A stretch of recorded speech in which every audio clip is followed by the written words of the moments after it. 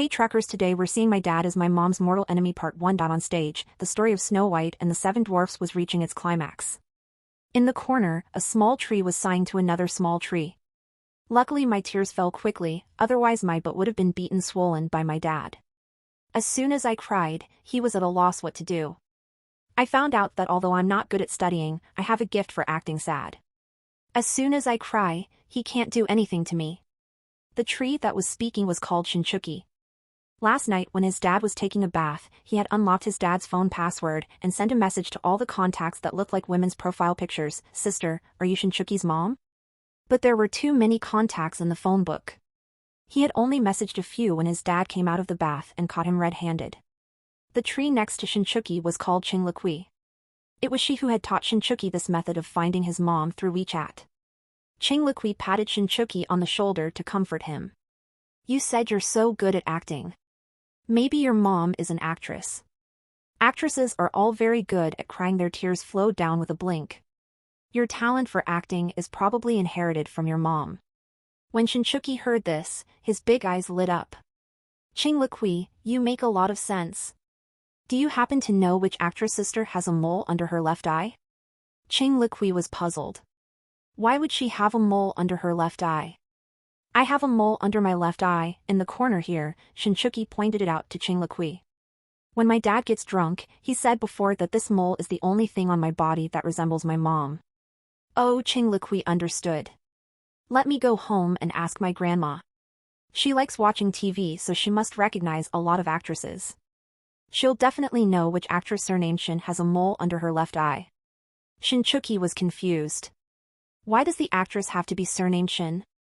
Qinglikui explained, think about it. Your dad is called Li Peifeng, and you are called Shinchuki. You don't share your dad's surname, so like me, you must have taken your mom's surname. Shinchuki excitedly grabbed Qinglikui's hand. Qinglikui, you're so smart. Then I'll be able to find out who my mom is really soon. Qinglikui was also happy for Shinchuki. He had been looking for so long and was finally going to find his own mom. Shinchuki and Qinglikui were preschool classmates and best friends. Shinchuki had decided to become good friends with Qinglikui for a simple reason: he had just learned the idiom misery loves company. He felt that he and Qinglikui were perfect examples of misery-loving company because he had never seen Qinglikui's dad pick her up from preschool, so he assumed she didn't have a dad. But after becoming good friends with Qinglikui, he realized they weren't as compatible in their misery as he thought. He didn't have a mom, but Qinglikui had a dad, sure, even though her dad sure was very, very far away. But he would still send her all kinds of tasty treats and fun gifts. She also had two tall and handsome uncles who took her to amusement parks, pushed her on the swings, and told her bedtime stories. She was like she had three dads, while he didn't even have one mom. They weren't very compatible after all. Seeing how happy Shinchuki was, Qinglikui thought that finding a mom didn't seem too difficult. Should she also try to find her own dad? But she didn't really feel like she needed a dad. She had a mom, grandparents, two uncles, and dad sure. She was extremely happy every day. Her other best friend, Yanqi, also known as Snow White on stage, had said that having a dad wasn't necessarily a good thing. Qinglikui had seen Yanqi's dad before. He was a very, very temperamental person. In front of many people, he had spoken harshly to Yanqi's mom, who cried because of it. What if she found her dad, but he turned out to be as bad-tempered as Yanqi's dad? What would she do then? She didn't want anyone to make her mom Qing Jinglan cry. Although she couldn't imagine anyone daring to be harsh to Qing Jinglan, because anyone who did would only get it worse back from Qing Jinglan.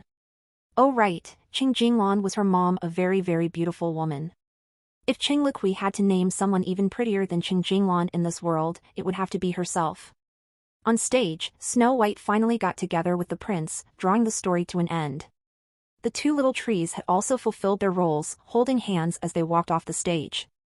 Qinglikui temporarily forgot her worries, rushing off with a head full of leaves to find her uncle, wanting to ask if she had performed well as a little tree. Qing Jinchuan picked up the little tree and held out his phone. Say hi to mom. Qinglikui saw her mom's face on the screen and happily waved to her mom.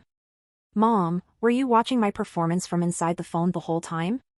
That's right, you and your little boyfriend performed so well as the little trees. Mom is so sorry I couldn't watch your performance in person. Qinglikui was happy to be praised, but also a little shy. Mom, you don't need to apologize. Work is also very important. She moved closer to the phone screen and lowered her voice. Mom, Shinchuki isn't my boyfriend. He's just my good friend right now. Ching Jinglan laughed. All right, Mom knows. Mom bought a lot of gifts. You can pick some to give to your good friends when I get back, okay? Ching Liqui clapped her hands happily. Mom, when are you coming back? Ching Jinglan replied, Mom is at the airport now, about to board the plane soon. You'll see Mom first thing tomorrow morning when you open your eyes. Ching Liqui's eyes curved into crescents. Then I'll sleep early tonight so I can see Mom earlier tomorrow morning. I miss you so much, Mom. Ching Jinglan's heart melted. Mom misses you too. Tangy Chang glanced at the time and had to speak up to remind them. Boss Chang, it's time to board. Ching Jinglan nodded to indicate she knew. Just as she was about to say bye to Ching Liqui, from the corner of her eye she noticed someone sitting down across from them, and her gaze froze. Then she looked straight over. Tangy Chang felt that Boss Chang's previously gentle gaze had instantly sharpened, giving him a sense of the aura between destined rivals and old martial arts dramas. One look across the space was enough to stir up flying leaves, though unfortunately they were in an airport VIP lounge without any trees. Tangy Chang followed Boss Chang's line of sight to see a man and a woman. They weren't standing too close. The woman said something, bringing a faint smile to the corner of the man's eyes. With that smile, the aloof coldness on him seemed to melt away, replaced by a clear and gentle warmth. That man had an exceedingly good-looking pair of eyes. Tangy Chang somehow felt they looked familiar, as if he had seen them somewhere before. In just a second, the sharpness in Ching Jinglan's eyes disappeared, returning to tranquil calmness. She retracted her gaze, smiled and bid Ching Liqui goodbye on the phone, then stood up. Let's go. Up.dfrm no/v/e/lb, in.co/m. Watching Boss Chang's long swift strides, Tangy Chang felt like his tired mind was playing tricks on him. The earlier scene was just something he had imagined. He hurried to catch up, gulping down iced coffee to try and wake himself up properly. "Yi Chang," Ching Jinglan called without stopping. Tangy Chang swallowed the ice and moved closer. "Here, Boss Chang." Ching Jinglan asked, "Could you hear my phone call clearly just now?" Of course Tangy Chang would never eavesdrop on his boss. He shook his head. "Couldn't hear very clearly. Your voice was very soft." Boss Chang's upbringing was undisputed. She would never speak loudly in public. If Tangy Chang couldn't hear Ching Jinglan's words clearly, the people across from them would hear even less. Even if they did overhear something, it was nothing major. She had been so engrossed watching the mess of a play Ching Liqui and the others were in, she hadn't noticed when that person sat down across from them. Kong Yi-chan was a little puzzled. All she had said was, "Why isn't Yuan Zhongzhou back yet? Don't tell me he got stuck in the bathroom?" Yet her boss face broke into a smile, the first time she had seen him smile in the half-month since she started working for him. She had thought this cold-faced lord of hell only knew how to knit his brows and scold people. Now that she thought about it, a man with eyes like his should stay poker-faced at all times. Just a faint, fleeting smile was enough to send her heart fluttering unevenly. She had to silently chant her child's father's name to steady herself. If he fully unleashed his smile, Kong Yi-chan estimated the Shao's corporation building would be the one fluttering. She could already picture the scene when the Shao ladies met this new boss parachuted, and even with his icy demeanor, he would still attract people. Kong Yi-chan thought that since the boss liked crude jokes, maybe she should test the waters and tell more. But before she could decide on one, his face was impassive again. Kong Yi-chan promptly shut her mouth. Somehow she felt that after bestowing a transient smile, her boss' entire being seemed to have frozen over even more, truly transforming into an eternally unmelting glacier. She could feel the chill emanating from him even from 3 feet away. Kong Yi-chan silently took several steps back and obediently pulled out her phone to call Yuan Zhongzhou, urging him to hurry back. Yuan Zhongzhou had not gotten stuck in the bathroom, though it was pretty close. Last night a bunch of buddies had taken him out for a wild night of drinking and feasting that went on past midnight. This morning when he got up his stomach felt unwell, so did his bowels. If not for the looming flight, he would have liked to keep camping out in the bathroom. Dragging his weakened legs, he boarded the plane. He didn't even have the heart to appreciate the sweet smile from the flight attendant. He had just steadied himself against the seat backrest to slump down when his eyes were drawn to the long legs in the window seat behind him, clad in black leather boots. His gaze traveled up the legs to the face with slightly tilted chin. His mind shouted, "Damn! With such bare makeup yet still so pretty, no, pretty was insufficient to describe her. It would be more accurate to say a woman this full of flavor was a rare sight. She reminded him a little of a veteran Hong Kong actress. Yuan Zhongzhou's dizzy mind struggled to recall who it was. After sitting down, he discreetly nudged his old classmate and new boss next to him, Xiao Qingze. Old Xiao, there's a goddess behind you on the left, look at those legs, that waist, that face halfway through, the cold eyes glancing his way frightened him into swallowing the rest. With numb scalp, Yuan Zhongzhou retorted in a hoarse voice, what are you glaring at me for? You don't like women, but you can't stop me from getting excited seeing a beauty. Let me tell you, just because you're my boss now doesn't mean I have to fear you. I agreed to join your company and work properly, not fool around, but right now is my private time. You can't control me properly pursuing women. Xiao Qingze snorted derisively and leaned back in his seat, crossing both arms over his chest and closing his eyes to rest. He didn't speak again. Yuan Zhongzhou thought his well-reasoned rebuttal had scored the first-ever defeat for his former classmate and current boss, leaving him speechless. Maybe diarrhea wasn't entirely bad, at least it had brought out his courage. After a long while, as the plane slowly taxied down the long runway, the resting man coolly broke the silence. She's already a mother. If you want to be a third wheel, court her properly. Even after getting off the plane, Yuan Zhongzhou still hadn't asked Xiao Qingze how he knew the woman was already a mother, whether he knew her, and if so, why he didn't say hello. The beautiful woman looked no more than 25 at most, so how could she possibly be a mother already? Xiao Qingze was annoyed by Yuan Zhongzhou's nagging all the way, and threw his bag to the person who came to pick them up at the airport. He said impatiently, if you want to know, go ask her yourself. Yuan Zhongzhou did have the audacity, but he was dragged around half-dead and just sat on a plane for over 10 hours, so he knew without looking in a mirror that he currently looked ghastly. How do I look? He straightened his collar and smoothed his hair with both hands, and asked Kong Yichan. Kong Yichan looked him up and down and said, worse than a ghost. At that moment, a group of people happened to walk by. The woman he had been thinking about was leading them. Yuan Zhongzhou's mouth opened a few times but he couldn't get any words out. He watched her increasingly distant back like gazing at a faraway mountain, and regretted a bit that he hadn't even asked her name and didn't know if he would have a chance to see her again. Kong Yichan didn't have time to humor Yuan Zhongzhou's lovesick melancholy. She only saw the coldness in her boss's eyes. Yuan Zhongzhou grew up abroad since he was little, so he didn't understand the domestic situation. If she wasn't mistaken, the woman who just walked by should be the second young lady of the Qing family, Qing Jinlan. In fact, Kong Yichan wasn't too clear about the major figures of the prestigious families either. It was only after she became Xiao Qingze's assistant that she crammed on Xiao family history for a few days. Any matter involving the Xiao family inevitably touched on the Qing family. It was said that the Xiao and Qing families were mortal enemies, though no one knew exactly what enmity they had.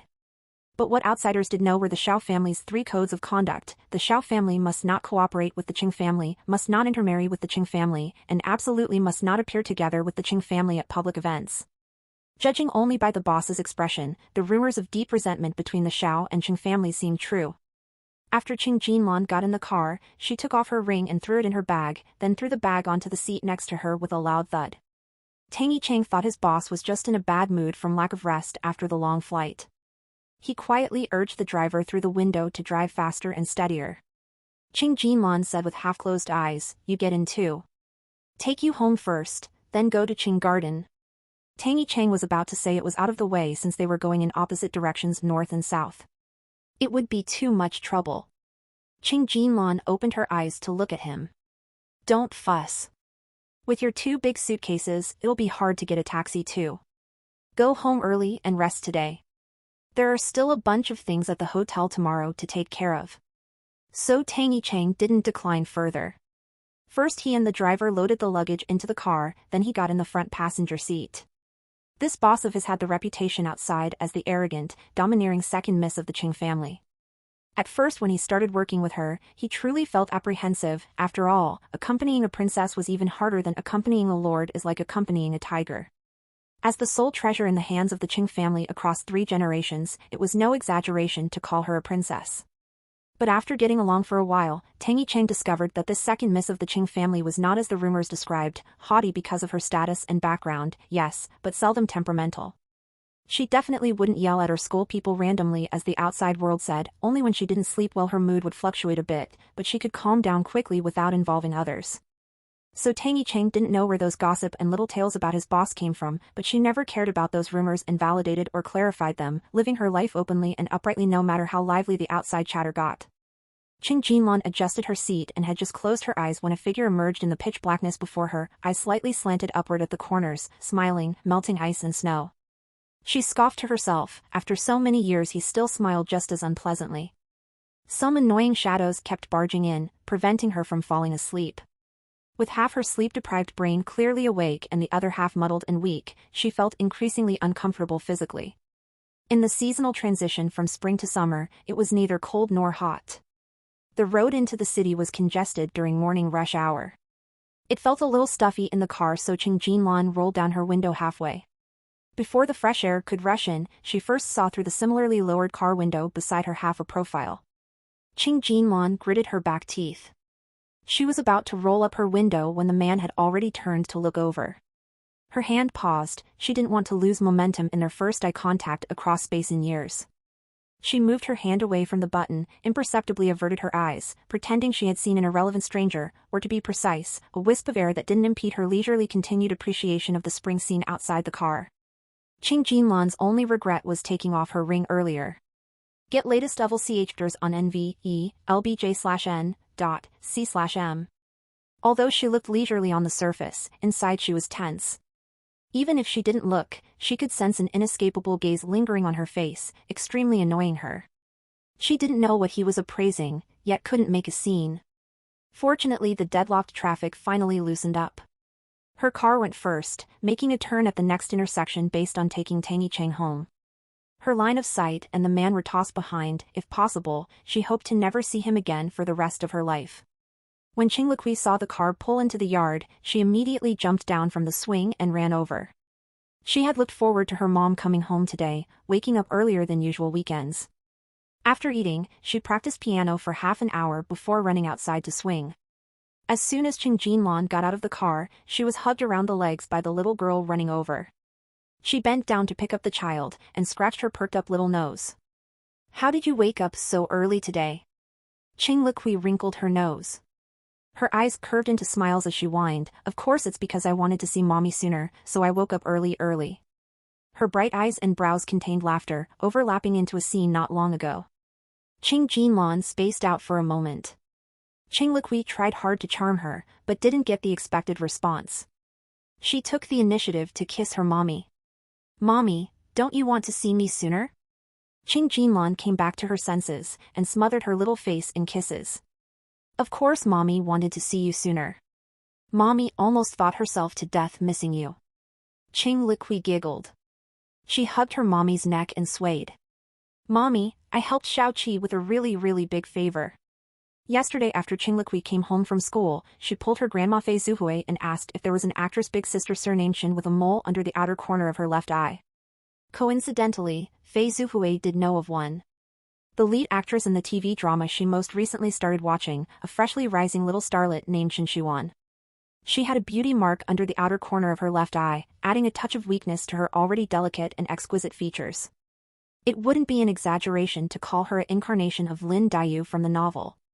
Qing Liqui stared at Shin Shuan's photo for a good while and finally determined that Shin Shuan must be Xiaoqi's mom because the red mole under their eyes looked so alike. Qing Jinlan tidied her daughter's hair, blown messy by the wind, and went along with her words. "What did you help him with?" Qing Liqui's big lively eyes shifted around. She moved to whisper in her mommy's ear, "Secret, can't tell mommy." This was her and Xiaoqi's secret. They only knew who Xiaoqi's mom was now, but still had to find her. His dad couldn't know about looking for his mom, because he didn't like Xiaoqi finding his mom. Qing Liqui had her own little plans in her little head, also knowing to change the topic to divert the adults' attention. "Mommy, what gifts did you bring me?" There were many gifts, big and small, piled to fill up an entire suitcase. Seeing the gifts, Qing Liqui forgot her dear mother. She yelled once, impatiently dropped from her mommy's arms to go unpack the presents. Qing Jinlan laughed and scolded her a little greedy wolf. Aunt Chu followed behind Qing Jinlan to take her clothes, urging her to hurry upstairs and shower, then come down to eat. Chicken soup was simmering on the stove, just waiting for her to come back and eat it. Fei Zhuhui valued old traditions. The dumpling that left home was the noodle that returned home. For anyone in the family returning from a business trip, the first meal must be noodles. Qing Jinlan first hugged Aunt Chu, then hugged Fei Zhuhui. Pointing to another suitcase, she said, "These are for you two elderly, no one else gets a share." Fei Zhuhui smiled at Aunt Chu. "She's treating us two old folks like Qing Liqui to coax." Qing Jinchuan came downstairs, leaning lazily on the railing. "It'd be nice to have someone coax me too, unfortunately no one does." Qing Jinlan scoffed at him. "If you, young Master Cheng, want someone to coax you, yell once and people lining from the south end of the city to the north end would be happy to coax you, just whomever, don't keep pitifully waiting."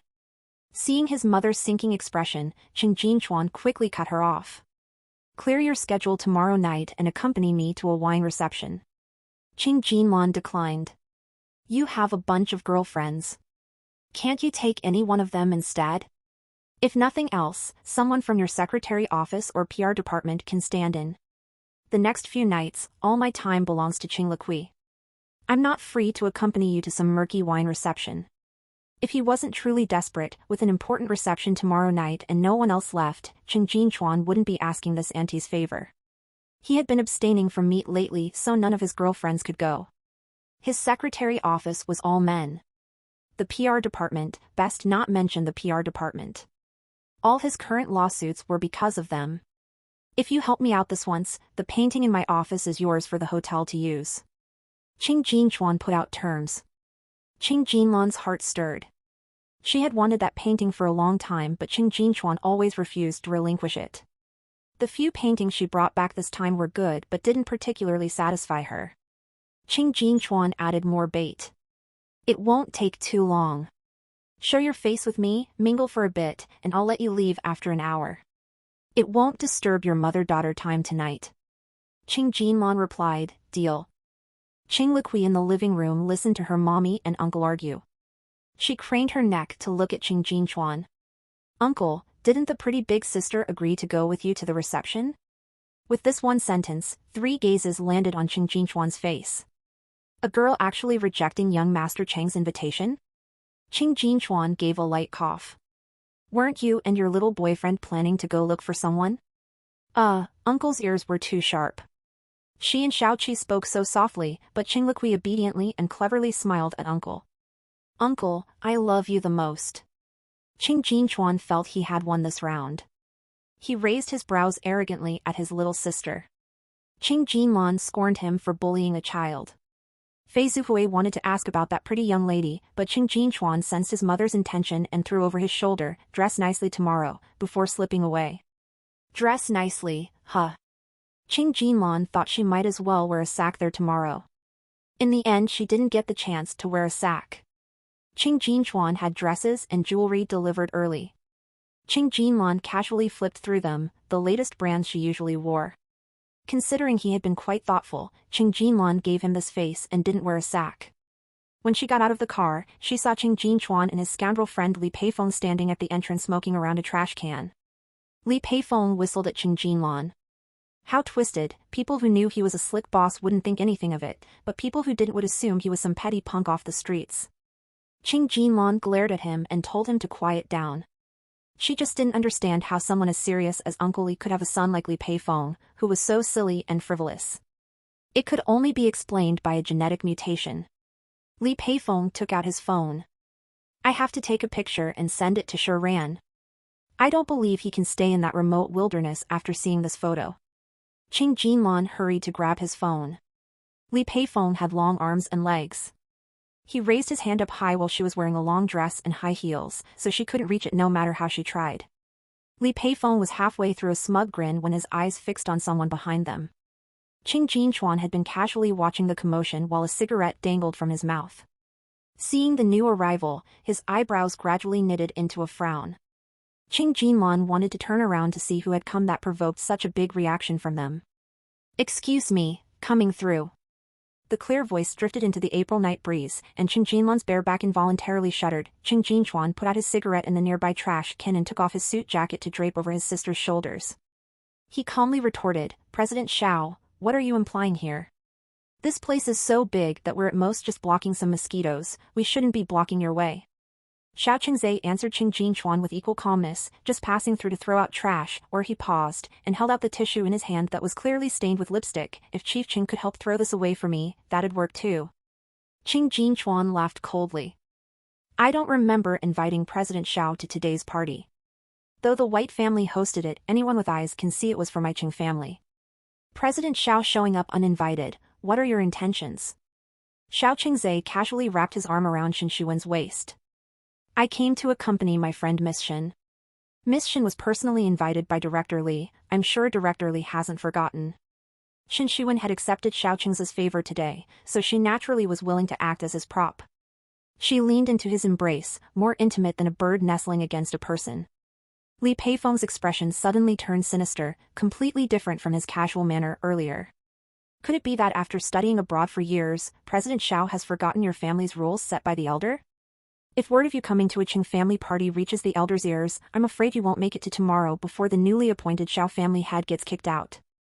That would be truly embarrassing. Xiao Qingzai indifferently tugged his lips. I'll handle those matters, nothing is more important to me than accompanying a beauty. As he finished speaking, Qing Jinxian shrugged off the suit jacket on her shoulder and threw it back into Qing Jinchuan's arms. You guys talk, I'm going in first. She didn't look back the entire time. The evening glow fell on her snow-white skin, which stood out even more against her ink-green dress. In Xiao Qingzai's pitch-black pupils, the flickering light seemed to ignite a flame.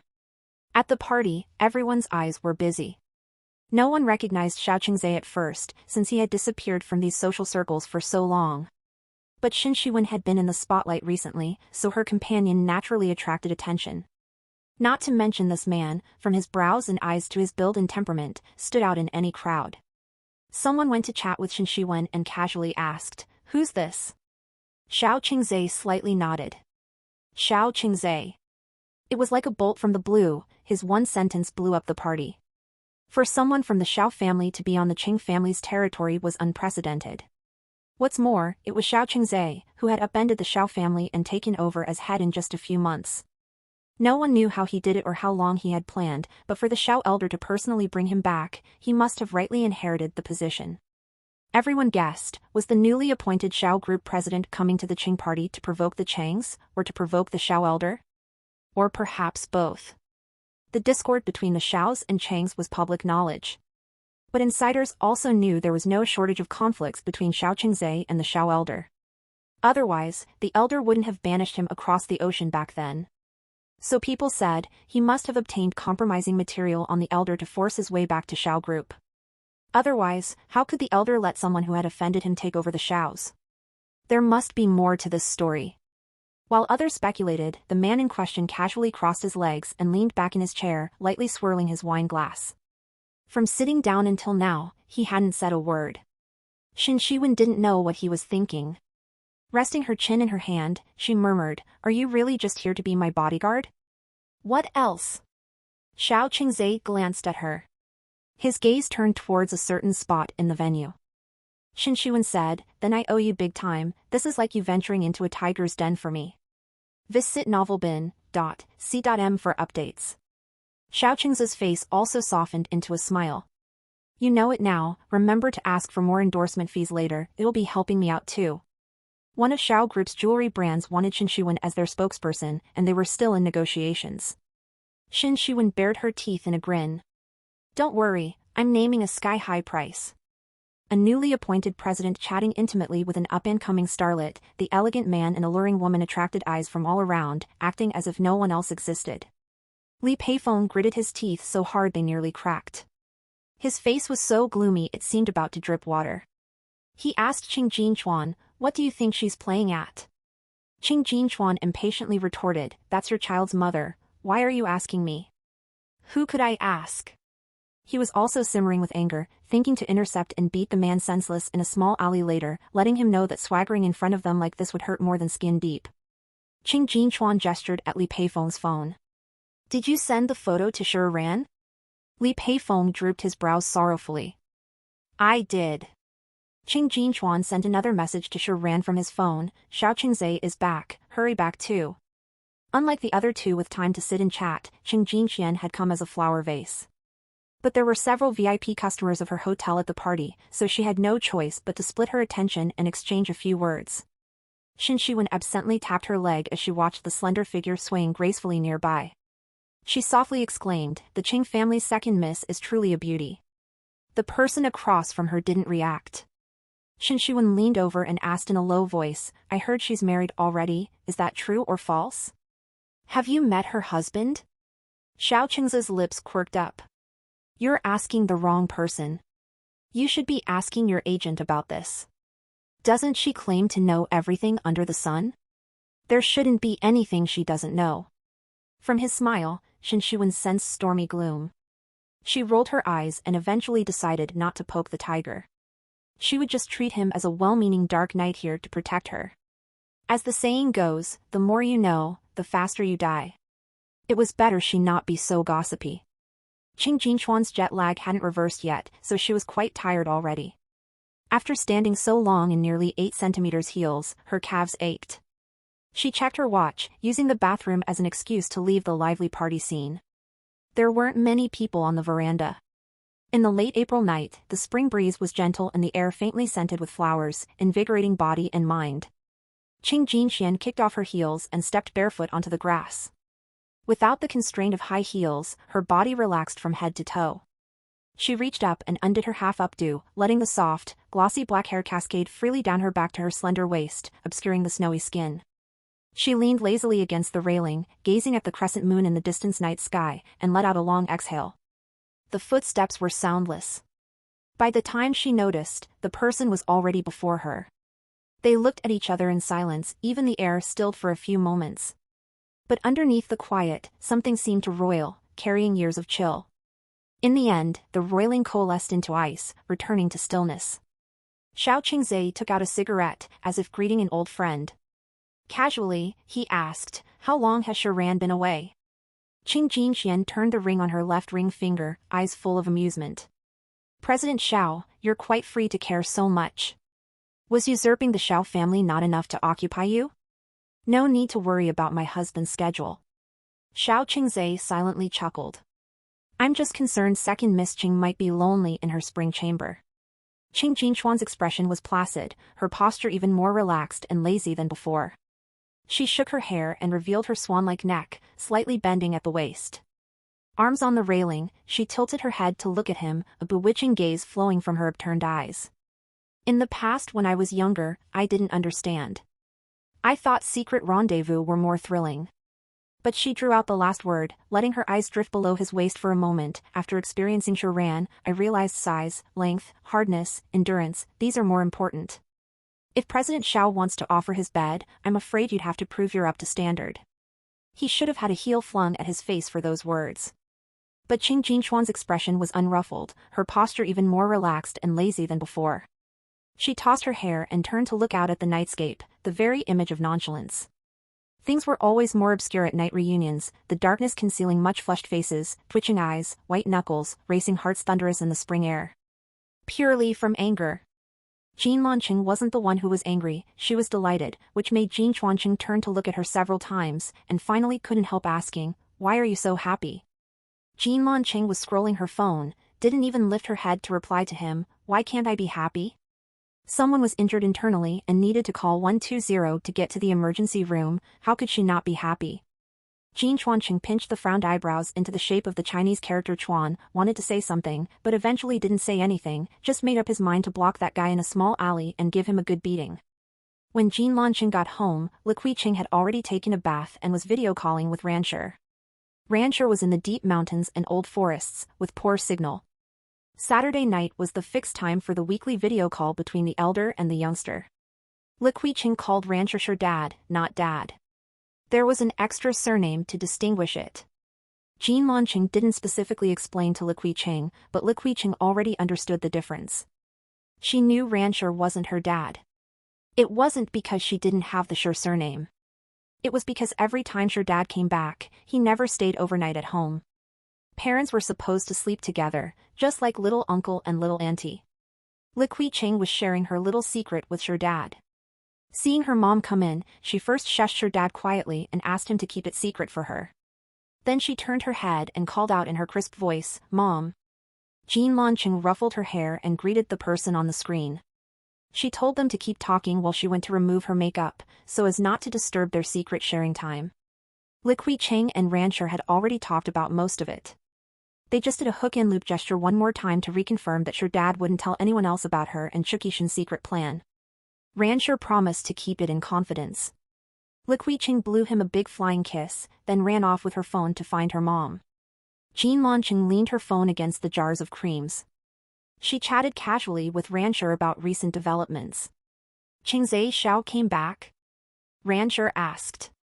Jean Lanching's hand removing makeup paused. "Your news is quite well informed." Just as Rancher was about to say something, Jean Lanching met his eyes. "Are you planning to stay holed up in that godforsaken place forever without coming back?"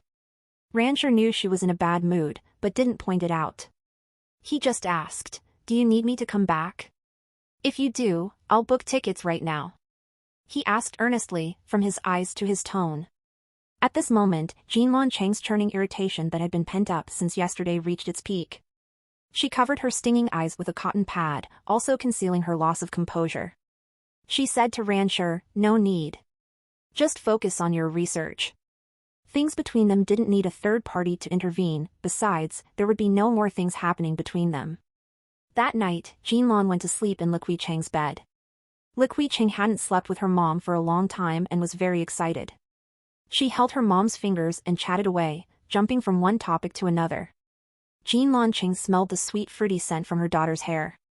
The ups and downs in her heart gradually settled down. Mother and daughter both had a good sleep. The next morning when Jean Lanching woke up, she felt her skin was a few degrees more moisturized than usual. However, her good complexion dissipated entirely when she heard the report from Yicheng Tang. Yixing Auction House held auctions once per season. It had been held in Lanzhou for 5 years. This spring it was scheduled for early May, less than 2 weeks from now. Today morning, there was news from Yixing's side that they wanted to cancel the booked venue, not just for this season, but all future ones. The penalty for contract breach would be as much as they demanded, not a cent less. The person in charge spoke very politely, also euphemistically. The collaboration with Lanzhou had always been very pleasant. Changing venues last minute was the top boss's decision. As a small fry, he could only obey orders. As for the reason, Yicheng Tang didn't listen to those mealy-mouthed excuses. He only asked his subordinates to check where the venue had been switched to. As expected, it was a club under Xiao's company. This was already the second client in this month that had shifted to Xiao's side. It wasn't a big deal, Lanzhou wouldn't miss a customer like Yixing either. But switching to Xiao's side made things somewhat intriguing. So after reporting everything, Yicheng Tang mentioned this to the boss. Jean Lanching took off her glasses and flung them onto the desk. She had mild myopia and habitually wore glasses when looking at the computer screen. The metal frame collided with the black office desk, making a crisp sound. Yicheng Tang automatically stood up straight. Whenever the boss tossed her glasses, it meant her patience was nearing its end. And it was rare for Boss Ching to toss her glasses. The last time was when the hotel kitchen manager was caught red-handed sexually harassing a server. Boss Ching directly sent the man along with the evidence to the police station. Blacklist Yixing. Jean Lanching was expressionless, concise, and to the point. Yicheng Tang nodded obediently. Seeing that the boss had nothing more to say, he was about to turn around to leave. When he reached the door, he heard her voice again from behind. Yicheng Tang looked back. "Forget it." Jean Lanching spoke. Her words contained some ennui. She slowly pulled out a tissue to wipe her lenses. "We're in the service industry. Our doors are open to customers." "What blacklists?" "Get me 2 invitations to their auction from Yixing later. They ditched us and chose someone else. That someone must have advantages we don't have. We'll go take a look at Xiao's venue then, see where they are better than us, so we can learn something too." Yicheng Tang stared blankly for a moment, then asked a really silly question. Are you sure?" It wasn't actually silly. The discord between the Cheng and Xiao families was common knowledge. For such influential families, even if they really disliked each other, they would still put on an act of smiling faintly, nodding slightly, and exchanging brief pleasantries when running into each other. Though their minds might be full of curses that encompassed 8 generations of ancestors. But not these two families. Let alone bumping into each other, even if their heads knocked together, their eyes wouldn't even lift. And the Shao family had their ironclad 3 family precepts. Over the years, the two families had never set foot on each other's turf, yet also never erupted into outright conflict. It was somewhat like two wells not disturbing the river water between them. Jean Lanqing threw the tissue into the trash can. In her mind's eye, she saw bone-thin knuckles clutching a tissue smudged with lipstick, like a crushed rose. She shifted her gaze and looked at Yi Changtang. Sure. Why not? They've come knocking on our door. We have no reason to shrink back. If Yi Changtang wasn't mistaken, he detected a bone-chilling murderous aura in her words. He felt like they weren't going to attend some auction, but to dig up the Shao family ancestral grave. He'd never done something like this before. Yi Changtang thought he'd better search online for suitable tools and place an order in advance, to be fully prepared. Jean Lanqing didn't know about the jumbled thoughts in Yi Changtang's mind. Her phone vibrated. It was a message from Rancher saying he would arrive on Saturday afternoon. Jean Lanqing replied, "There's really no need to make a special trip back." Rancher said, "It's not a special trip. I miss little Liqui.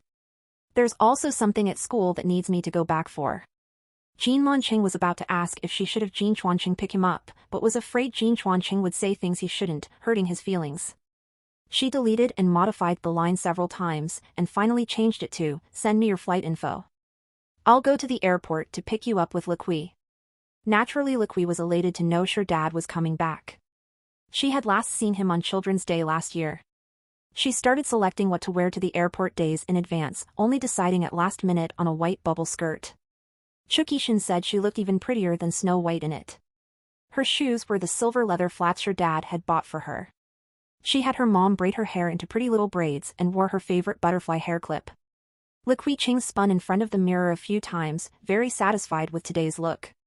She went to her mom's dressing room next door to pick out a long white dress for her too.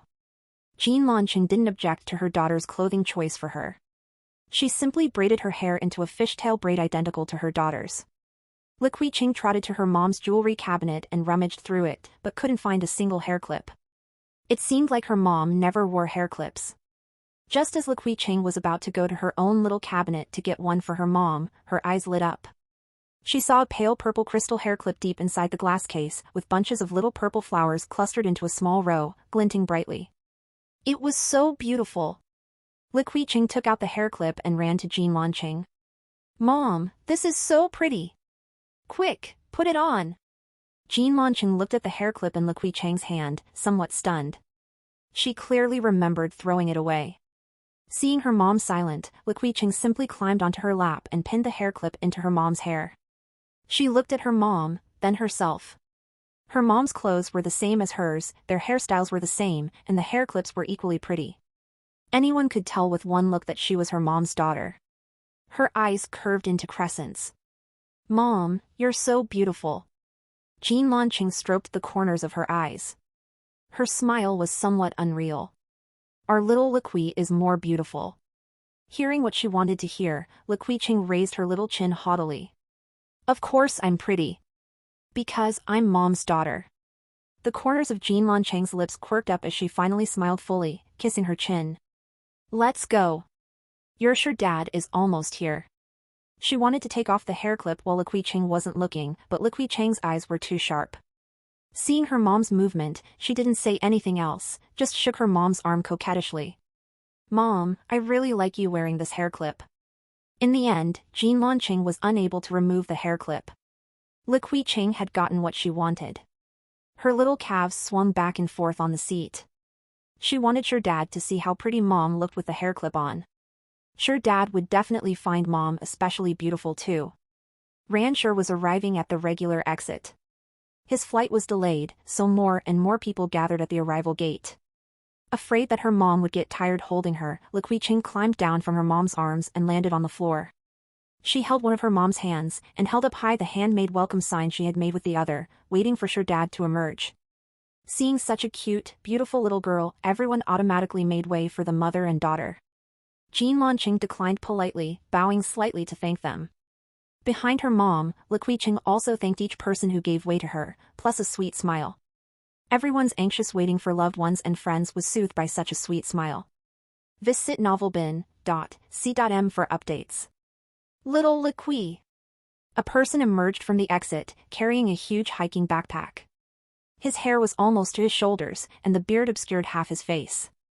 If they didn't know better, they'd think he was some wild man who had run out from somewhere.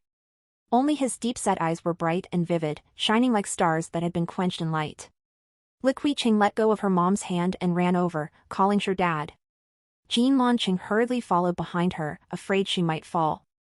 Ranger first picked up Li Qiqing, then reached to pull Jean Lanqing into an embrace too. Jean Lanqing didn't resist his hug, but also didn't struggle free. She tugged his grass-like hair. Did you go do research or wilderness survival? To onlookers, this scene looked like a wife and daughter coming to welcome the husband returning home from a long trip, a heartwarming picture of familial intimacy. Qing Zai walked over, surrounded by people. Seeing the three hugging not far away, he halted his steps. His eyes narrowed. His gaze was gloomy, just like the ancient green turtle king emerging from an abyssal millennium-old pond, as Yuan Zhongzhou would say. Yuan Zhongzhou moved closer to Xiao Qingze and said, "Last time I already felt it was odd how you knew she was already a mother, seems like there's a story between you two. She's your ex-girlfriend?" Xiao Qingze didn't even glance at him, just pushed his head away. Yuan Zhongzhou had just been pushed away when he moved closer again. Or was she your first love? Xiao Qingze directly kicked him, telling him to get farther away. Even though he was kicked, Yuan Zhongzhou wasn't angry. The more it hurt from the kick, the more he felt his guesses were correct. Whether she was an ex-girlfriend or first love, she was definitely one of the two. He stroked his chin and chuckled twice. It seemed his old friend wasn't indifferent towards women, but rather had a great beauty hidden in his heart. The key was this beauty was already married and had a child. In this situation, he should at least feel heartbroken and shed some tears on his old friend's behalf. But why was he so happy instead? Xiao Qingze didn't want to see Yuan Zhongzhou's ugly face, and also didn't want to see the happy family reunion over there. "Wait here to pick them up, I'm going to the restroom." He threw out a sentence and turned to leave. It was his grandma's Memorial Day the day before yesterday. His grandfather had gone back to their hometown for a few days, saying he wanted to accompany his old wife. His flight back was today and he insisted on flying economy class, saying he wanted to recall the hardships and think of the sweetness, to relive the journey of moving north with his wife from back then. He was originally too lazy to act out this hypocritical show of deep affection with him, but he had just joined the company and had to at least pretend to be a filial grandson and wise son in front of the board of directors. Since he had to pretend, he might as well do it properly. He arrived half an hour early with his staff to keep up appearances for the old man, so later if he tried to find fault with him again, he could shut him up. Xiao Qingze stood in front of the floor-to-ceiling window, took out a cigarette and held it in his mouth without lighting it. He couldn't smoke here, he just wanted to use the scent of tobacco to relieve the restlessness in his heart a bit, but this restlessness probably couldn't be calmed down with a whole pack of cigarettes. The two, one big and one small, didn't seem to want to stop talking. Qing Jinlan urged, "Save your words for when we get home. Don't keep standing here. Aunt Chu has been busy cooking your favorites all afternoon, she's just waiting for you." Sure Ran's shoulders stiffened. Qing Jinlan added another sentence, "Qing Jinchuan isn't at Qinggarden tonight. He went on a business trip temporarily and probably won't be back until Monday." Sure Ran pretended to smile casually, "He's not a tiger, whether he's at Qinggarden or not I still have to go eat the food Aunt Chu made." Qing Liqui whispered in Sure Ran's ear, "Dad sure, Uncle isn't a tiger, he's a fickle radish. Grandma said he won't be able to marry his whole life and will have to stay a bachelor in the future." After speaking she imitated Fei Zuhui's manner, sighing deeply and seeming very worried for her uncle's future. Sure Ran's smile reached his eyes. He also whispered in Qing Liqui's ear, "Let's not mention anything else. You really don't need to worry about this for your uncle. Anyone in this world might not be able to get married, but your uncle definitely will. In the future you'll definitely have a beautiful aunt." Qing Liqui tilted her head and thought for a moment. She felt Dad sure made a lot of sense. "Dad sure, you're right. Uncle is still very attractive to girls. All right, it's time to go. Grandma will call soon."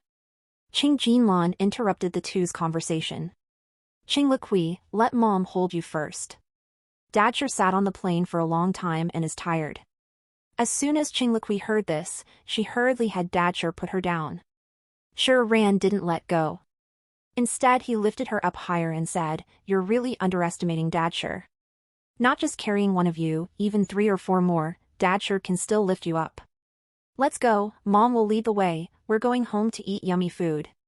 Qing Liqui hugged Sharan's neck tightly, her little butterfly knot barrettes bobbing up and down as she laughed. "I knew Dad sure is the best." Qing Jinlan couldn't do anything with these two and could only let them be. She didn't bother with them anymore and walked forward by herself. A girl nearby saw her boyfriend come out and hurried excitedly over, but in her haste she bumped into Qing Jinlan, not holding her milk tea steady. It spilled all over Qing Jinlan's clothes. The girl was stunned for a moment and kept saying sorry while taking out napkins and offering to pay for dry cleaning. Qing Jinlan's brows furrowed slightly, not because of the dirty clothes. The girl's milk tea had ice in it. The icy wet clothes sticking to her skin felt very uncomfortable since she was about to get her period. But she didn't say anything, just told the young lady to hurry and find her boyfriend. Young love was most passionate, she could understand. She told Sharan and Qing Liqui to go to the car first while she went to the bathroom to clean up a bit. Sharan only wore a t-shirt, otherwise he could have taken off his jacket to give to her. He asked if she wanted him to take some clothes from his backpack for her to change into, but Qing Jinlan just waved her hand to say no need. She couldn't accept his clothes, Qing Jinlan just quickly wiped with some paper towels. Luckily most of the spilled drink was on her arms, so rolling up her sleeves a bit could cover most of it. While fixing her sleeves, Qing Jinlan walked out of the bathroom. A pair of black leather shoes entered her vision. She moved left to make way, but the shoes also shifted left. She moved right again and the shoes followed right. Clearly this was on purpose. Qing Jinlan looked up to see who it was. Her feet stayed planted in place. She didn't care why he happened to be here. The first thing she thought of was the hair clip. That was the first gift he had given her, it shouldn't be in her hair right now no matter what. Though he probably didn't even remember it anymore, she still didn't want him to see it. Qing Jinlan turned her body, trying to slip past him. Find updates on n/v/elben.co/m. Xiao Qingzi took a long stride, blocking her path again. Qing Jinlan nearly stumbled right into his arms. Annoyance rose in her heart and she took a step back to widen the distance between them. She spoke sarcastically, "Does President Xiao not know there's a saying that goes even a good dog won't block the road?" Xiao Qingzi didn't speak, his thin lips pressed in a tight line, his peach blossom eyes staring fixedly at her, not revealing any joy or anger. There were always a lot of people coming and going near the bathroom. Both of their looks and temperament were exceptionally outstanding, anyone who passed would take an extra glance. Qing Jinlan didn't want to continue entanglement with him. "My family is still waiting for me. If President Xiao has any instructions for me, you can make an appointment at Lan Chuan's front desk." Her implication was that if they had anything to discuss, it could only be business matters. And there was no business between the Cheng and Xiao families. The word family made Xiao Qingzi's brow twitch slightly. He suddenly smiled and his gaze dropped to her hair. He slowly said, "Miss Qing and I are old friends, and I'm also an old classmate of Sharan's. It's rare for him to come back once, so I was thinking, if it's convenient, we could meet up for a meal together? I still haven't seen your precious daughter, she must be very cute." Qing Jinlan's face turned icy. "No need." Xiao Qingzi nodded. "You're right, there really is no need." His gaze swept over her hand, Miss Qing already took off her ring, afraid before long, this so-called family will cease to be family either. Qing Jinlan's thumb subconsciously moved to touch her ring finger. She had forgotten to wear her ring when going out today. Xiao Qingzi saw her move and the corners of his mouth imperceptibly hooked up.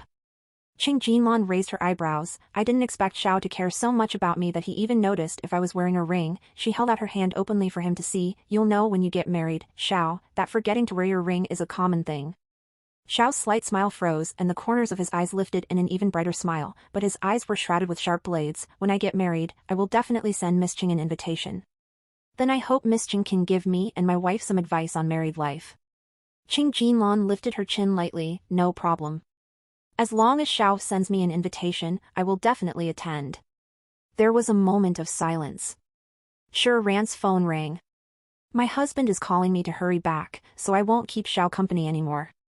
Qing Jinlan nodded slightly at him and walked away. This time, Xiao Qingzai didn't stop her. The untouched cigarette in his hand snapped in half in his palm, turning into powder that went into the trash can. Qing Jinlan had wanted to answer the call but accidentally declined it instead. "Auntie, your pretty skirt is dirty," said a passing little girl in a sweet voice, pointing to the stain on Qing Jinlan's waist. The girl looked around the same age as Qing Liqui. Qing Jinlan stopped and bent down halfway to look the little girl in the eye. "Thank you, little princess, for letting Auntie know. Auntie will change into clean clothes when she gets home." The little girl was a bit shy being looked at by such a pretty auntie. She smiled bashfully and jumped into her mother's arms. The mother smiled at Qing Jinlan. "She gets shy easily." Qing Jinlan was reminded of Qing Liqui. Her eyes softened and she bid the mother and daughter goodbye before quickening her pace. A weight fell on her shoulder. A suit jacket that carried a familiar crisp scent. Without looking, she knew who it belonged to. Qing Jinlan was about to push it off when a hand pressed down on her shoulder and a low voice spoke by her ear. "Do you think your husband knows you're wearing something I gave you on your head?" Qing Jinlan's breathing lightened. She didn't know if it was because of his question or their close proximity. His breath tickled her earlobe, making her spine tingle. The man behind her didn't need her answer. He brushed past her shoulder and strode forward. Someone had gone to the bathroom and come back with a face that could no longer be described as clouded. Yuan Zhongzhou fearlessly asked, "Did you leave your jacket in the bathroom on purpose?" Xiao Qingzai ignored him and asked the man beside him, "How much longer until the plane lands?" "Boss Xiao, 10 more minutes." Xiao Qingzai had lost the mood to play the filial son and grandson. "You guys wait here. I'm leaving first." Everyone was stunned. Old man Xiao would definitely be angry if he got off the plane and little Xiao wasn't there, but no one dared stop him. Yuan Zhongzhou was also stunned. He hurried after Xiao Qingzai. "What about me?" He wanted to leave too. "You have legs, don't you? Use them if you want to walk away." "But how can I leave a good impression on your grandfather if I walk away? Does he pay your salary? Do you need to leave a good impression on him?" Yuan Zhongzhou. Xiao Qingzai was the one who brought him and now the same person was telling him to leave. Fine, he wouldn't hold a grudge against this lovelorn turtle. "Want to come over to my place and drink? I'll crack open the good wine I brought back. That should be enough friendship, right?" Yuan Zhongzhou was about to pat Xiao Qingzai's shoulder to comfort his good buddy, but Xiao Qingzai was walking too fast. Yuan Zhongzhou stumbled and almost smashed his face into a pillar. He clutched his precious liver. Phew, that was close. He couldn't damage his face.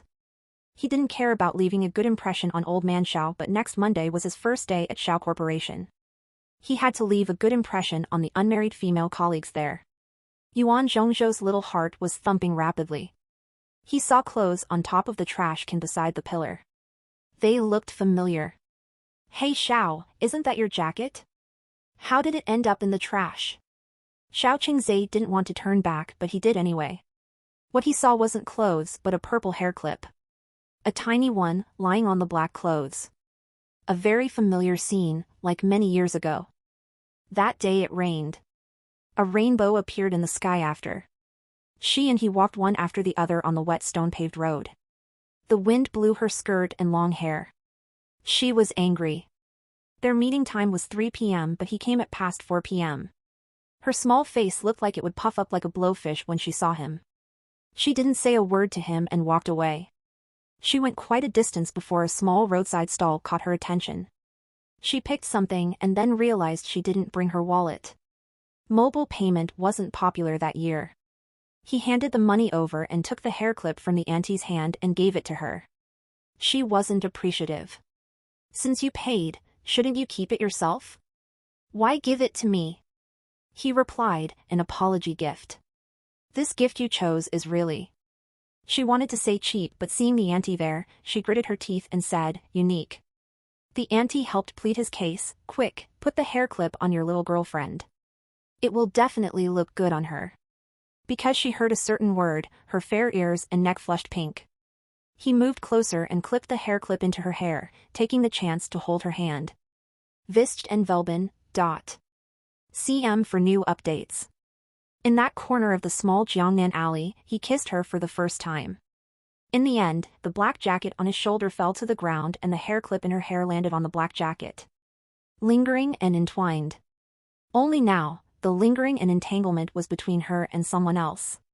Xiao Qingzhe looked away and said to Yuan Zhongzhou, "Weren't we going to drink? Are we going or not?" Yuan Zhongzhou asked, "You don't want your jacket?" Xiao Qingzhe said, "I don't want it." His mouth said he didn't want it, but after not even taking 2 steps, he turned back. He didn't take the jacket, only the hair clip. Yuan Zhongzhou was about to say something when Xiao Qingzhe looked at him. "If you don't want me to call Uncle Yuan and say some things, keep your mouth shut." Yuan Zhongzhou immediately closed his mouth, tightly. His dad's elbows were always jutting out. Xiao Qingzhe could say anything and his dad would listen. He still wanted to stay in the country and taste all the delicacies. He didn't want to be dragged back so soon. The Xiao Corporation boardroom had been under low air pressure for days. Young Xiao and old Xiao quarreled openly at the meeting. It was the first time someone dared to talk back to old man Xiao like that. Everyone at Xiao Corporation, including Yuan Zhongzhou, tucked their tails between their legs. Qing Liqui had been having a great past few days. Her little braids were almost standing upright. Shi Ran came to pick her up from school every day. Today she asked Shi Ran to bring her to the mall. Next week was Shinchuki's birthday. She brought her little piggy bank. She wanted to buy Shinchuki a birthday present at the mall. What kind of birthday gifts do boys like? Qing Liqui still hadn't decided what to get Shinchuki. She wanted to ask Shi Ran's opinion. Shi Ran smiled. "When I was your little boyfriend's age, I liked models, guns, planes, etc. Shinchuki's dad gives him those every year. I want to give him something different." A woman wearing a baseball cap and mask walked by. Hearing Shinchuki's name, she stopped and glanced at Qing Liqui. Qing Liqui noticed the look and turned to look back. The woman smiled at her before quickly walking away. Qing Liqui hurriedly tapped Shi Ran's shoulder. "Shi Dad, did you see that woman has a mole by her eye?" Shi Ran didn't notice the woman who walked by at all. "No, what's wrong?" Qing Liqui lowered her voice as if afraid someone might overhear. "Shinchuki's mom has a mole by her eye too. Do you think that woman could be Shinchuki's mom?" Shi Ran stroked her little braid. "Lots of people probably have moles by their eyes." "Oh, okay." Qing Liqui pouted. It would probably be the best birthday gift if she could help Shinchuki find his mother. After going up and down a few floors, Qing Liqui still hadn't found anything satisfactory. "Sure, Dad, I'm tired. Can we take a break and have some ice cream?" Taking a break was secondary. Eating ice cream was the main objective. Shi Ran indulged Qing Liqui in everything else, but he couldn't easily agree to ice cream. It wasn't very hot now and she had a weak stomach. Eating ice cream might upset it later. "We won't have ice cream. How about cake instead?" Cake was fine too. She liked eating cake as well. Qing Liqui obediently nodded. The adult and child sat in the lounge area. Qing Liqui scooped some cake and sighed. "Gift giving is so hard." "Sure, Dad, how do you choose gifts for my mom every time?" "She really likes everything you give her." Shi Ran put on a profound look. "Probably because I can see into your mom's heart." Qing Liqui's eyes shifted as she scooted closer to Shi Ran's side. "Sure, Dad, do you like my mom?" "Not normal-like, but like how I like Shinchuki." Shinchuki gets sad when he can't find his mom. "When he's sad, I feel sad too." Shi Ran looked at her seriously. "Why ask this? If you like my mom, I can help you pursue her. If you get together with my mom, you can get married. Then you'll become my dad and I won't have to look for my dad anymore." Shi Ran was stunned. He cautiously asked, "Do you want to find your dad?" Qing Liqui propped her chin up. "Sometimes I do, sometimes I don't. If I find my dad, will he bully my mom?" She revealed her deepest worry. Shi Ran scooped some cake and fed it to her. "Who's your mom?" "Miss Qing II, with your grandparents, big uncle, little uncle, and your dad. No one dares bully her." Qing Liqui smiled brightly. "You're right. And there's me. I'll protect mom too. I can even ask Shinchuki along." Shin Shiwen sat not far from them. After finishing her coffee, she picked up her bag and left. Before leaving, she took another look at the little girl's eyes. It seems the story between Xiao Qingzhe and that Miss Qing was much deeper than she thought. At the evening banquet, Shen Shiwen was still Xiao Qingzhe's female companion. Shen Shiwen's mind wandered. Xiao Qingzhe's mind wandered even more. Shen Shiwen leaned on the bar. She couldn't muster any energy at all. Did you know Qing Jinlan has a daughter? Xiao Qingzhe was utterly disinterested. What does it have to do with me whether she does or not? So he knew. Shen Shiwen found it a bit strange. Haven't you seen that little girl before? Xiao Qingzhe sneered. She's not my daughter. Why would I see her? Shen Shiwen was about to kindly remind him, but seeing his current state, she swallowed her words back down. She rather enjoyed watching this kind of self-inflicted slapstick comedy. The more it hurts, the more delighted she feels. Her phone in her purse started vibrating.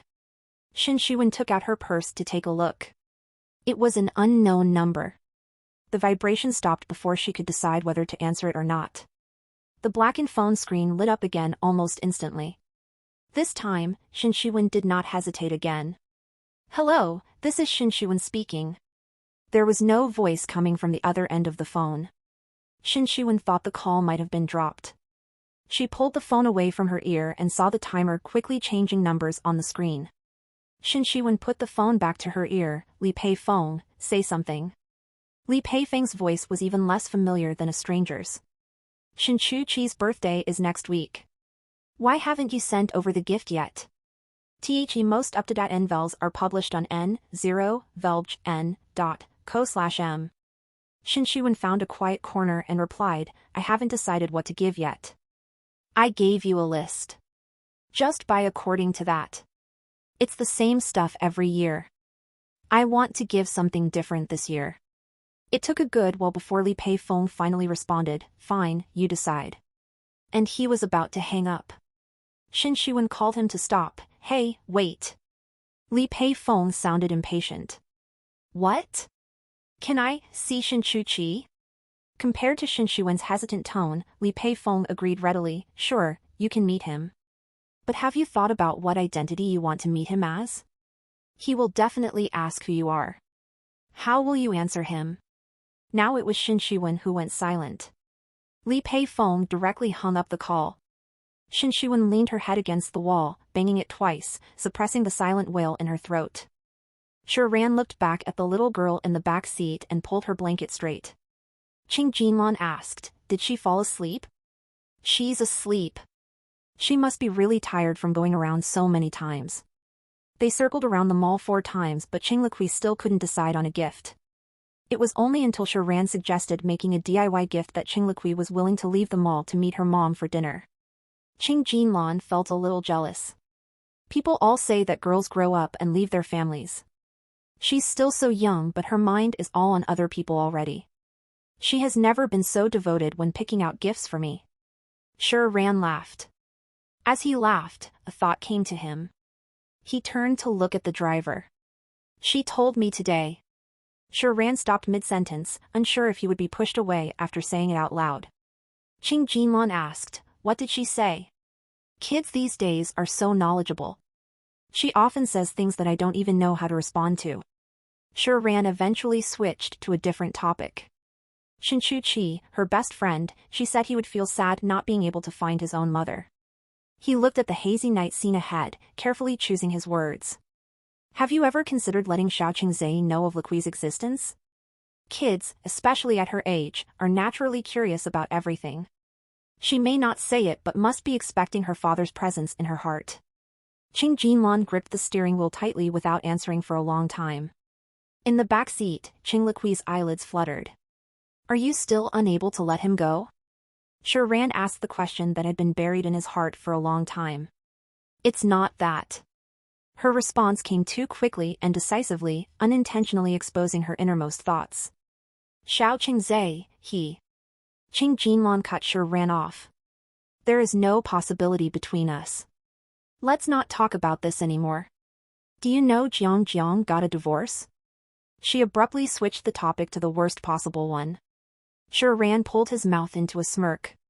What, you think just because she got divorced, I should be eagerly chasing after her now? Qing Jinlan glanced at him. You know that's not what I meant. Sure, Ran said, she's already in the past for me, for a long time now. Qing Jinlan was shocked. She had thought all these years of him traveling around the country, unwilling to come back, was because of Jiang Jiang. Sure, Ran smiled bitterly. Jinlan, not everyone stays stuck in the past, stagnating and unable to move forward. You should try taking a step forward too. Qing Jinlan did not sleep well that night. Qing Liqui also had many dreams. The mother and daughter both looked listless the next morning. Qing Jinlan could maintain her usual composure with coffee and makeup, but Qing Liqui was completely deflated. Qing Jinlan was worried she might be sick. She touched her forehead and asked if she was uncomfortable anywhere. Mommy, I'm not uncomfortable. I just didn't sleep well last night. Had a nightmare? Qing Liqui shook her head. I still haven't figured out what gift I want to make for Shinchu-chi. Qing Jinlan felt helpless. Shinchu-chi's position in her heart now was probably far higher than her own as the mother. She thought for a bit, do you want to make a birthday cake for him? Mommy can help you. Qing Liqui's eyes lit up. That's a great idea. Mommy, can we make a Spider-Man cake? He likes Spider-Man. Qing Jinlan poked her little nose. That might be a bit tricky. We'll probably need Grandma and Aunt Chu to help out too. As long as there were people to help, having figured out one thing weighed on her mind, Qing Liqui's steps already felt much lighter. As soon as she entered the classroom, she saw Shinchu-chi. Shinchu-chi, I have a secret to tell you. Qing Liqui ran over. Shinchu-chi asked, what secret? Qing Liqui whispered, I think I might know who my dad is. Shinchu-chi's eyes widened. Who is it? I only know one name. It seems to be Xiaoqingzhe. I've never heard this name before. Shinchu-chi pulled Qing Liqui's little backpack. I can ask my dad. My grandma said there is no one on this planet my dad doesn't know, even ants on deserted islands. Okay. Qing Liqui clapped her hands excitedly. But how would he know ants on deserted islands? Shinchu-chi tilted his head. I don't know. I'll have to ask my dad too. The two little friends looked at each other and giggled. At dinner time, Shinchu-chi slowly swallowed his rice and asked Li Pei-feng, Dad, do you know someone called Xiaoqingzhe? Li Pei-feng's chopsticks stopped moving as he stared at Shinchu-chi. How do you know about him? Seeing his dad recognizes Qing Liqui's father, Shinchu-chi felt very happy. I heard my classmates say he is very awesome. So I wanted to ask if you know him. Tisk, he's not awesome at all. Li Pei-feng almost cursed but held it back in time. Shinchu-chi pushed around the rice in his bowl with his chopsticks, eyebrows drooping down. Qing Liqui's dad is not awesome? How will he respond to Qing Liqui tomorrow then? Li Pei-feng put down his chopsticks. He didn't care about Xiaoqingzhe. His mind was occupied with something else. Son, you wanted to know how TV shows are filmed, right? This weekend, Dad will take you to visit a filming set to take a look, okay? Shinchu-chi immediately lifted his head. Really? The actors should all be at the filming location, right? If they are all there, wouldn't he be able to meet his mom if that woman really is his mother? When has Dad ever lied to you? Right now, Shinchu-chi didn't want to sit there counting all the times his dad had lied to him with his fingers. Dad, can I bring Qing Liqui with me? You can, but you'll have to get permission from Aunt Jinlan first. Shinchu-chi nodded happily. The next day, Shinchu-chi told Qing Liqui that his dad didn't know Xiaoqingzhe either. He couldn't let Qing Liqui know her dad wasn't awesome at all. Qing Liqui did not feel too disappointed. She just thought, if even Shinchu-chi's dad had not heard of this name, then her dad probably wasn't someone from Earth. It would be so cool if he was an alien. Her dad could take her flying around everywhere, like Superman. Qing Liqui sank into her own imagination, happier the more she thought about it. Shinchu-chi had to wave his hand in front of her several times before pulling her back from her imagination. As soon as Qing Liqui heard they were going to visit a TV filming site, she immediately agreed. Finding Shinchu-chi's mother was still the most important. It would be best to find her before his birthday. That way, he could have both parents accompanying him to celebrate his birthday. When Qing Jinlan heard Qing Liqui say she wanted to go to the filming site, she felt somewhat hesitant. Filming sites could get chaotic. It would be easy for Qing Liqui to bump into things if they don't pay enough attention. Mommy won't be available this weekend. If you want to go, Mommy can take you another time, okay? Qing Jinlan discussed with Qing Liqui. Daddy sure can go with me. Your daddy sure has his own work and personal matters. He can't accompany you every day. I already called Grandma during school dismissal and asked Daddy sure. He said he can go with me. Mommy, you just focus on your own things. Qing Jinlan thought about Sure Rant's words from yesterday. She squatted down to look into Qing Liqui's eyes. Do you want? She didn't know how to ask. As a first-time mother, many things were learned through attempts. She was confident she could give Qing Liqui the best in every other aspect, but the vacancy in the father position was something she could never make up for. Qing Jinlan stroked her soft hair. Daddy sure treats you so well. When you've learned how to make cakes, you should also make one for his birthday, okay? Qing Liqui softly agreed. Mommy, Grandma, Grandpa, Uncle, Auntie, and Aunt Chu, I will make cakes for all your birthdays. Qing Jinlan hugged her daughter. This must be the feeling described in a daughter is all one needs. She conceded, I'll ask Sister Wu to accompany you to the filming site too. Otherwise Mommy won't feel assured. Qing Liqui hugged her mommy's neck and kissed her cheek. Okay, thank you Mommy. I'll make your birthday cake the prettiest. Qing Jinlan laughed out loud, hugging the little girl in her arms even tighter. Even with all the unfairness in her past, Qing Liqui's existence meant she had never once regretted it. Qing Liqui and Shin Chu-chi's visit to the filming site eventually came to fruition. The two little ones were very excited.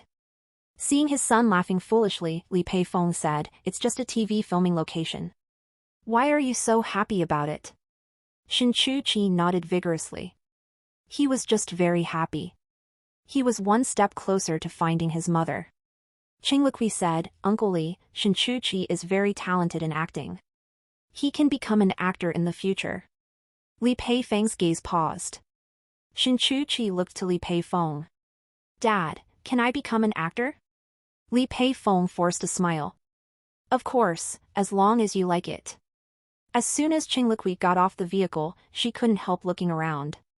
There were so many people on site, and many good-looking guys and ladies too. But she wanted to use the bathroom first. She drank too much juice in the morning. Sure Ran asked Wu Lin to accompany Qing Liqui. After using the bathroom, Sister Wu was taking a call in the hallway. Qing Liqui went to the children's sink herself to wash her hands. There was a lady washing hands at the sink next to her. Qing Liqui saw her appearance in the mirror. She looked even prettier than in the photos she had seen on the phone. Shin Shuwen wedged her phone between her shoulder and ear, washing her hands while keeping her voice low to say to the person on the other end of the phone, Secretary Kong, your boss's second uncle's son wants to take me out for dinner again tonight. After the meeting ends, please help me ask Xiao Qingzhe if I should go or not. Qing Liqui turned off the faucet. She turned around to look at Shin Shuwen. The Xiao Qingzhe that Sister Shin mentioned, could he be her dad?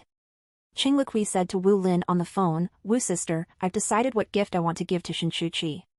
Wu Lin helped wipe her hands clean and asked, what gift do you want to give? I want to make a Spider-Man birthday cake for him. Shin Chu-chi loves Spider-Man the most. Shin Shuwen was rubbing hand cream when she overheard Qing Liqui's words. She looked up and happened to meet Qing Liqui's eyes. The little girl's eyes were smiling, seeming to contain some slyness, just like when Xiao Qingzhe was up to some mischief. The bloodline inheritance was unmistakable. However, Shin Shuwen also doubted she had seen wrong. After all, she had a guilty conscience. Her phone vibrated, and she threw the hand cream into her bag, casually answering the call without looking at the screen. She was startled when she heard the voice. Li Peifeng asked, You're at Duong Building? Shin Shuwen nodded and smiled at Qing Liqui, then picked up her bag and walked outside with the phone. Yes, I'm temporarily guest starring in a role here today, filming a scene. What's up? I'm here too, with Shin Chu-chi. Shin Shuwen's breath tightened.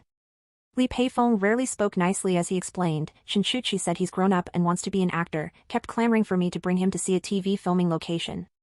A friend of mine is the producer of this drama, so he brought me in. I only knew you were here after arriving. If you don't feel good about it, I can take him away now. No. Shin Shiwen hurriedly said. You don't want me to take him away, so do you want to see him? Li Peifeng pushed step by step. Shin Shiwen's tone was flustered. Can I see him? Li Peifeng's voice turned cold. I've never stopped you from seeing him. You just need to think through the consequences of seeing him in front of you. You only have one identity, his mother. If you want to see him in another identity, it's better not to see him. Just continue as if you don't have the son, go your starry path, and I'll find him a stepmother. We won't hinder each other. We'll be here until noon, call me if you make up your mind. Li Peifeng threw out a bunch of cold words, then immediately hung up first. It was throw caution to the wind. If she still didn't turn back, he might as well go register on a matchmaking site today and get married off in 3 days, bleh. Li Peifeng slapped himself. What get married? He was just too pissed off. Qing Liqui came back from the bathroom and pulled Shin Chuqi to a corner, whispering with him. Wu Lin didn't leave the two kids, chatting with others while keeping an eye on them. Their faces were equally serious, as if something big had happened. She apologized to her chatting partner before walking over to ask if something was going on. Qing Liqui gestured for Dad Xiao to bend down. Xiao Qingzai bent down as told. Dad Xiao, we found Shin Chuqi's mom, I saw her in the bathroom just now. Xiao Qingzai didn't want to discourage them, but it was better than them being hugely disappointed later. We can't determine that's Shin Chuqi's mom just based on a mole by her eye corner.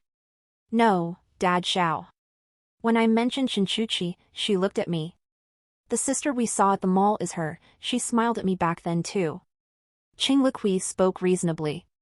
Xiao Qingzai didn't expect her to be so observant. He couldn't refute a kid's thinking either. So what's your next plan? Qing Liqui thought for a moment. Shin Chuqi, pretend to be sick. Whenever I'm sick, my mom gets super anxious. If she's your mom, she'll definitely be anxious too. Shin Chuqi felt it was a good idea. Xiao Qingzai felt it was not a good idea, and reminded Li Peifeng in time what might happen later. Li Peifeng just laughed. Little Liqui is a clever imp. I need to make Shin Chuqi try harder. He must marry into my Li family in the future, you try harder too, make little Liqui take away Xiao sooner and call you dad directly. Then we can become in-laws. Seeing he was still in the mood to joke, Xiao Qingzai understood. Li Peifeng had come prepared today to bring his son to find his mother. All Xiao Qingzai knew was that when Li Peifeng graduated with his master's degree, he not only brought home a diploma for his parents, but also a 4-month-old baby boy named Shin Chuqi. At that time it had caused great waves, because Li Peifeng made no attempt to hide it at all. He brought Shin Chuqi everywhere, and no one could find out who the child's mother was even after going through all the girls Li Peifeng had dated. Yet not one had the surname Shin. Some said the child possibly wasn't his. If he was his own, why didn't he have Li as a surname? But soon they were proven wrong, because as Shin Chuqi grew older, he looked more and more like Li Peifeng.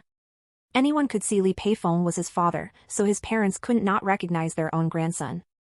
As for who Shin Chuqi's mother was, it remained an unsolved mystery among their circle. Xiao Qingzai remembered Shin Shiwen was quite close with Xiao Qingzai, didn't expect she was Shin Chuqi's mysterious mother. Shin Shiwen's guest role was an absent-minded woman. She portrayed it very well, not needing to act at all, passing in one take. When Shin Chuqi saw Shin Shiwen walk over, his entire body stood stiffly still, shocked. Qing Liqui grew anxious and whispered, Shin Chuqi, hurry and grab your stomach. Shin Chuqi didn't react, so Qing Liqui forcefully jabbed his waist. Shin Chuqi's mouth suddenly puckered as he cried without making a sound, with large teardrops streaming down his face continuously. Qing Liqui thought she had hurt Shin Chuqi with her jab, and anxiously asked, Did I hurt you? I'm sorry, I didn't do it on purpose. Does it hurt a lot? Shin Shiwen was already panicking when she first saw Shin Chuqi. Seeing him cry made her even more panicked. She ran in front of Shin Chuqi, grasping his hands. Her voice shook badly, Little Chi, what's wrong? Are you uncomfortable anywhere? When she called out Little Chi, Shin Chuqi cried even harder. His throat choked up as he gasped for breath. Qing Liqui had never seen Shin Chuqi cry so sadly before. Her eyes also reddened as mist filled up her eyes, teardrops hanging on her eyelashes, threatening to fall. She asked Shin Shiwen in sobs, Auntie, are you Shin Chuqi's mommy? He really wants to find his mommy. He's been looking for a long time, dreaming of finding his mommy every day. Shin Shiwen couldn't withstand Qing Liqui's words at all. She immediately hugged Shinchuchi tightly in her arms, with tears streaming down her face like rain. Little Chi, I'm mommy is sorry to you. Shinchuchi let out a loud wail, hugging Shinshiwen's neck tightly, with tears and snot dripping down together. Qinglikui also cried along softly. Shinshiwen pulled Qinglikui into the hug too. The three hugged and cried together in a blob. The scene was beyond chaotic. Fortunately, Li Peifeng had arranged for his people to block off the area, preventing prying eyes. Seeing Li Peifeng's reddened eyes, Xiao Qingzhe felt somewhat disgusted. Don't you dare cry in front of me, I won't hug and comfort you. Get the latest CHDRs on n/velbin.com. Li Peifeng grumpily told him to scram. Xiao Qingzhe patted his shoulder. Little Liqui is the one who made this reunion scene go so smoothly. Without her, your father and son melodrama wouldn't have gone so well today. As you say, she's our Li family's future daughter-in-law. My mom already said, her shares will go to little Liqui in the future. Xiao Qingzhe scoffed at him. You think she cares about those few Li family shares? Li Peifeng lifted his leg to kick him. Does he have to say it so bluntly? With Xiao Qingzhe's quips, the wetness in Li Peifeng's eyes faded away. At least the grown man didn't cry out loud in public. When Qing Jinlan called, Qingliqui's crying still hadn't stopped. Qing Jinlan anxiously asked, Why are you crying? Qingliqui hiccuped with sobs, telling Qing Jinlan in fragments, Mommy, we found Shinchuki's mommy. He cried so sadly, his mommy also cried so sadly, I'm also so sad. Good girl, don't cry. Shinchuchi finding his mommy is a happy thing. Qingliqui sniffed her little nose, Mommy, Shinchuki's mommy knows she's his mommy, but why didn't she come find him? She cried so sadly, she must have missed Shinchuchi too. If she missed him, why didn't she come find him? She's clearly on Earth. She actually wanted to ask, does my daddy know he's my daddy? If he knew, why doesn't he come find me? Is it because he's not from Earth? Shinchuki's daddy knows everyone on Earth yet doesn't recognize him. If he's on Mars, isn't that too far? Is he too far to miss me? Would he also cry so sadly when he sees me? Do Supermen cry? Qing Jinlan's heart was thrown into chaos by her questions. She was asking on Shinchuki's behalf, yet it seemed like she was also asking for herself. She suppressed the sourness in her heart and told Qingliqui, Shinchuki's mommy must have wanted to find Shinchuchi too, but there are so many people in this world. Finding someone is not an easy thing to do. Shinchuki's mommy must have gone through a lot of difficulties before finding Shinchuchi today. Qingliqui felt her mom made sense. Earth was so big, she nestled into Dad Xiao's arms and buzzed, Mommy, I miss you so much. Qing Jinlan tapped the driver's seat, signaling Tangy Cheng to make a U-turn. Mommy will come find you now, okay? Okay. Qingliqui wiped her tears onto Dad Xiao's clothes, mimicking her grandma's tone to tell her mom, Mommy, drive slowly, I'll wait for you. Okay, Mommy will drive slowly. Tangy Cheng glanced at the rearview mirror. He had an instinctive feeling Mrs. Cheng wasn't in a good mood right now. He cautiously asked, Mrs. Cheng, where are we going? They were originally going to Yixing's auction today to mess up Xiao's event. Looking at the situation now, that was clearly not happening. In the Qing family, even if the sky was falling down, nothing was more important than their little princess. Duong Building. Qing Jinlan leaned back in her seat and closed her eyes. For the first time regarding something, she was at a complete loss over what to do, unable to advance or retreat. In the nanny car at Duong Building, Shinchuchi leaned against Shinshiwen, not saying a word no matter what she said. He just hugged Shinshiwen's neck tightly, silently shedding tears. Shinshiwen was afraid he would keep repressing it and cry himself sick, so she rolled down the car window to ask Li Peifeng for help. Li Peifeng clearly had no intention of helping her. Afraid he would also shed some tears if he got in the car, that would be too damn embarrassing. He pretended not to see her plea, turning his face coldly away. Auntie, is Shinchuchi still crying? Qingliqui had just finished calling her mom. Hugged in Dad Xiao's arms, she could only see the back of Shinchuki's head. Seeing Qingliqui, Shinshiwen felt like she saw a lifesaver. Little niece, can you help Auntie comfort little Qi? Qingliqui climbed into the car and first introduced herself to Shinshiwen, Auntie, I'm called Qingliqui, Shinchuki's deskmate, and also his good friend. You can call me Little Liqui, that's what my family calls me. Shinshiwen's belly full of distress and unease was amused by Qingliqui's serious self-introduction. Hello Little Liqui, I'm... Looking at the little person in her arms, Shin Shiwen softly said, "I'm Shinchuki's mommy."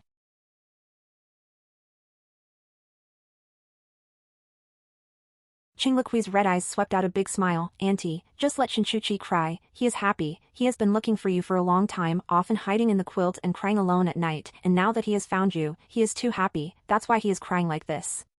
Shinchuchi finally raised his head to refute Qinglui. "I did not hide in the quilt and cry secretly. I am a man, I seldom cry. Once I fell to the ground, my knees bled, and I did not cry." He only looked at Qinglui, but spoke to Shin Shiwen, and after speaking he secretly glanced at Shin Shiwen. Seeing that he finally spoke, Shin Shiwen quickly followed his words and said, "Which knee did little Chuchi hurt? Does it hurt? Let mom see, okay?" Shin Chuchi reluctantly stretched out his left leg, rolled up his pants, and pointed to a small scar on his knee, showing it to Qinglui. "There was a lot of blood at the time, it hurt a lot, but I didn't cry. Dad said this was the Medal of Honor for a brave man." Shin Shiwen gently blew the knee of Shin Chuchi. "Our little Chuchi is really brave." Shinchuki's face turned red like an apple. He pointed to a small red mark on his arm and said, "This is where I got hurt when I climbed a tree to save little Bai, who climbed up the tree and didn't dare to come down. I didn't cry either. Little Bai is my pet kitten." Shin Shiwen gently blew his arm again. "Our little Chuchi is so amazing." Qinglui was about to expose him. That was clearly where he got hurt learning Sun Wukong climbing trees, but she saw Shin Shiwen's mobile phone on the seat next to her. The screen lit up, displaying 3 words that she happened to recognize. Xiaoqingzhe, she thought, so Xiaoqingzhe was these 3 words. She silently remembered this name in her heart. Shin Shiwen's heart and eyes were full of Shinchuchi, and she didn't notice the incoming muted call on her phone at all. "Auntie, someone called your phone." She pointed at the phone, blinking her big eyes and looking at Shin Shiwen. "It's Xiaoqingzhe." When Shinchuchi heard this name, he hurriedly got up from Shin Shiwen's arms and craned his neck to look at the phone on the seat. Seeing the appearance of these 2 little guys, Shin Shiwen intuitively understood something. She said to Qinglui, "Little Liqui, can you help Auntie answer it? Auntie is holding little Chuchi and can't answer the phone." "Can I really answer it?" Qinglui confirmed with Shin Shiwen again. Mom said don't take other people's phones casually, but she really wanted to answer this call. "Of course you can, you're helping Auntie." Qinglui nodded, picked up the phone, pressed answer, and put the phone to her ear, but she was in no hurry to speak. As soon as the call was connected, Xiaoqingzhe spoke up. Thinking it was Shin Shiwen on the other end, he said, "You don't have to go to Xiao Jingyan's appointment, and in the future if he asks you out to eat again, you can refuse. No need to give him any more face." Qinglui only had one feeling. His voice sounded so nice, but it was cold. He probably couldn't tell good bedtime stories. She was a little nervous, only noticing his voice, and didn't hear what he had just said. She said, "I didn't hear your words clearly, can you say it again?"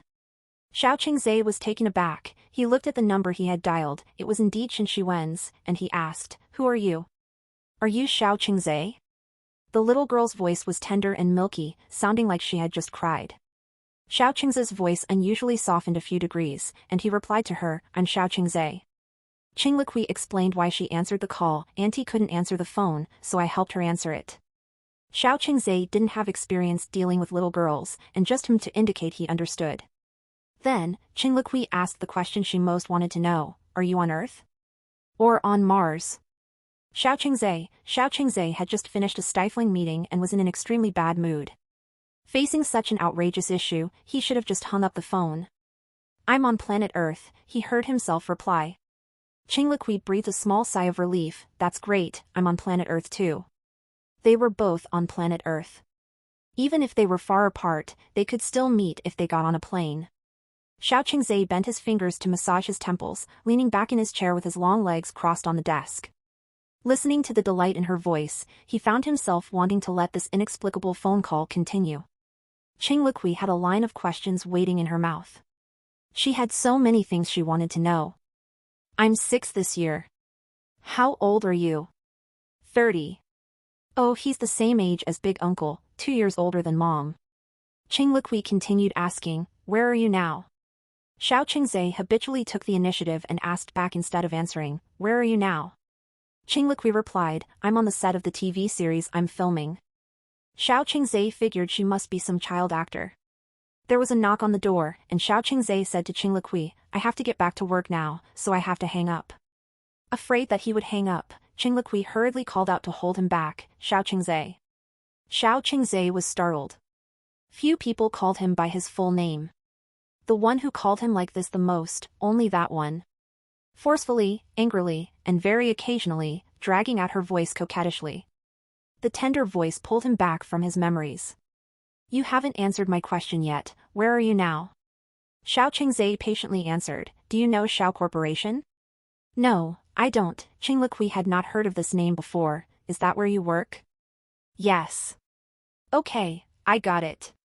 You work at Xiao Corporation. Then, can I call you again in the future? Xiao Qingzai had never known he could attract little girls to like him. In the past, little girls would only hide far away at the sight of him. This little girl actually wanted to call him again. Could it be that his voice was more likable than his face? You can call at night. He casually said a sentence. Anyway, she didn't have his number. Even if she did, whether or not he would pick up her call would depend entirely on his mood. He couldn't possibly be free enough to chat idly with a little girl on the phone. Then get back to work quickly.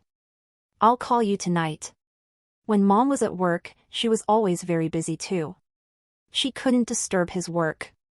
By Xiao Qingzai. Qing Liqui softly bid him farewell. Bye. Xiao Qingzai was about to hang up. Qing Liqui added, you have to wait for my call, don't go to bed early. I'll call you at 8. Okay. I'm hanging up now. Okay. Xiao Qingzai felt like he had just gone through an elaborate ceremonial leave-taking with this phone call.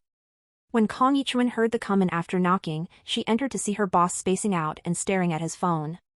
Kong Yichuan found it a bit strange. Her boss had been spacing out more frequently lately. That day he was holding something purple in his hand spacing out.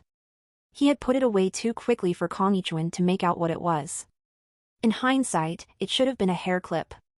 She suspected that her boss had a woman. Of course these were just her suspicions. Other than Miss Shin, she had never seen any other women around her boss. And Miss Shin was young Master Xiao's mother's goddaughter, effectively young Master Xiao's sister. She had also inadvertently overheard this when sending the drunk Miss Shin home that day. No one had paid any attention to young Master Xiao's mother, so no one knew about their relationship. Regarding young Master Xiao's family background, Kong Yichuan had found out the gist of it during her time at the company. Young Master Xiao's family background was not a secret at Xiao Corporation. When work pressure was high, they would gather together and gossip quietly about their boss's personal affairs. This was one of the ways these pitiful office workers relaxed. The Xiao family relationships were quite complicated. Old Chairman Xiao Yunjing, young Master Xiao's grandfather, had 2 wives. His first wife Yin Manqing built Xiao Corporation together with old Chairman Xiao. Unfortunately she died in a car accident not long after giving birth to a son, young Master Xiao's father, Xiao Zhangku. Old Chairman Xiao's second wife, Wu Jingyao, was his secretary at the time. She married into the family a year after Yin Manqing's death. She quickly became pregnant and gave birth to a son, young Master Xiao's second uncle Xiao Zhongting. Young Master Xiao's father, Xiao Zhangku, had poor health since childhood. Rumor was he also did not have a good father-son relationship with old Chairman Xiao. Because of marriage matters, he had directly fallen out with old Chairman Xiao. He refused the arranged marriage set up by old Chairman Xiao, insisting on marrying the nurse who had taken care of him, young Master Xiao's mother. Old Chairman Xiao was so angry that he threatened to sever their father-son relationship. Xiao Zhangku directly announced publicly that he no longer had any ties to the Xiao family. He brought his new bride to settle down in Jiangnan, completely leaving the Xiao family after that. When young Master Xiao was 17, his father passed away. That was also the year he returned to the Xiao family. However, he only stayed at the Xiao family for a few years before old Chairman Xiao sent him abroad. When he came back, it was as the new Xiao Corporation CEO, fully taking over the corporation. Xiao Zhongting and his son Xiao Jingyun were completely defeated in this power struggle, now only in charge of the peripheral Xiao jewelry business. To say they were banished was not an exaggeration. In the short month since young Master Xiao took over, Xiao Corporation had taken several drastic actions, laying off whoever needed laying off, withdrawing whatever needed withdrawing, reducing whatever needed reducing. For a time, everyone in Xiao Corporation felt insecure about their jobs. The board was split into 2 factions.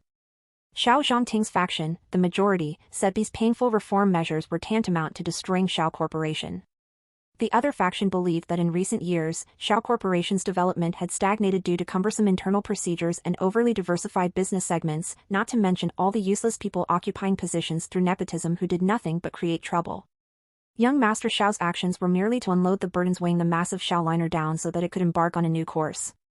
Outside gossip could be sensational, but no outside opinions could prevent young Master Shao from continuing to implement his policies. Last week, young Master Shao directly removed his step-grandmother's brother Wu Jingfeng from his position in the corporation. Old Chairman Shao publicly berated young Master Shao during the meeting, and young Master Shao talked back directly. Old Chairman Shao was so angry that he flipped the water glass on the table. Everyone began speculating that young Master Shao's tenure in this position probably wouldn't last long. No one at Shao dared to disagree with Old Chairman Shao's opinions. But ever since that flare-up, Old Chairman Shao had not publicly stated any opinions about young Master Shao's actions, which in such circumstances represented acquiescence. Everyone suddenly realized that young Master Shao was personally brought back by Old Chairman Shao, meaning that Old Chairman Shao was on young Master Shao's side.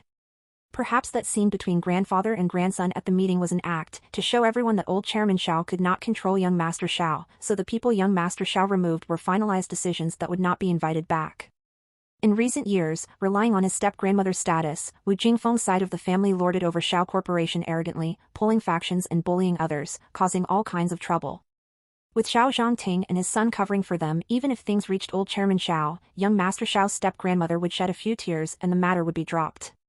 In the last 2 years, quite a few middle management backbone members who did real work for the corporation chose to resign, saying on their way out that if the Wu family kept this up, Shao Corporation's decline wasn't far off.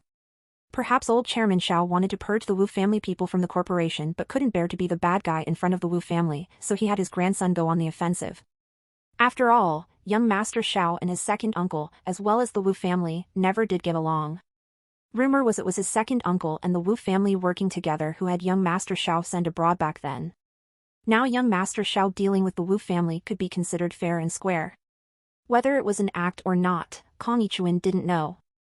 She only knew that young Master Shao really did not listen to Old Chairman Shao, and that grandfather and grandson really did not get along. Old Chairman Shao's calls to young Master Shao all went through her. Of those, 9 out of 10 young Master Shao would not take, and for the remaining half call it depended entirely on his mood. If his mood was good he wouldn't take it, if he was in a bad mood then he would, only to get into a loud argument. Kang Yichuan didn't know what had happened between grandfather and grandson, she only felt that these wealthy families, despite appearances that outsiders envied, were actually full of tangled interests and thorns without the slightest trace of familial love.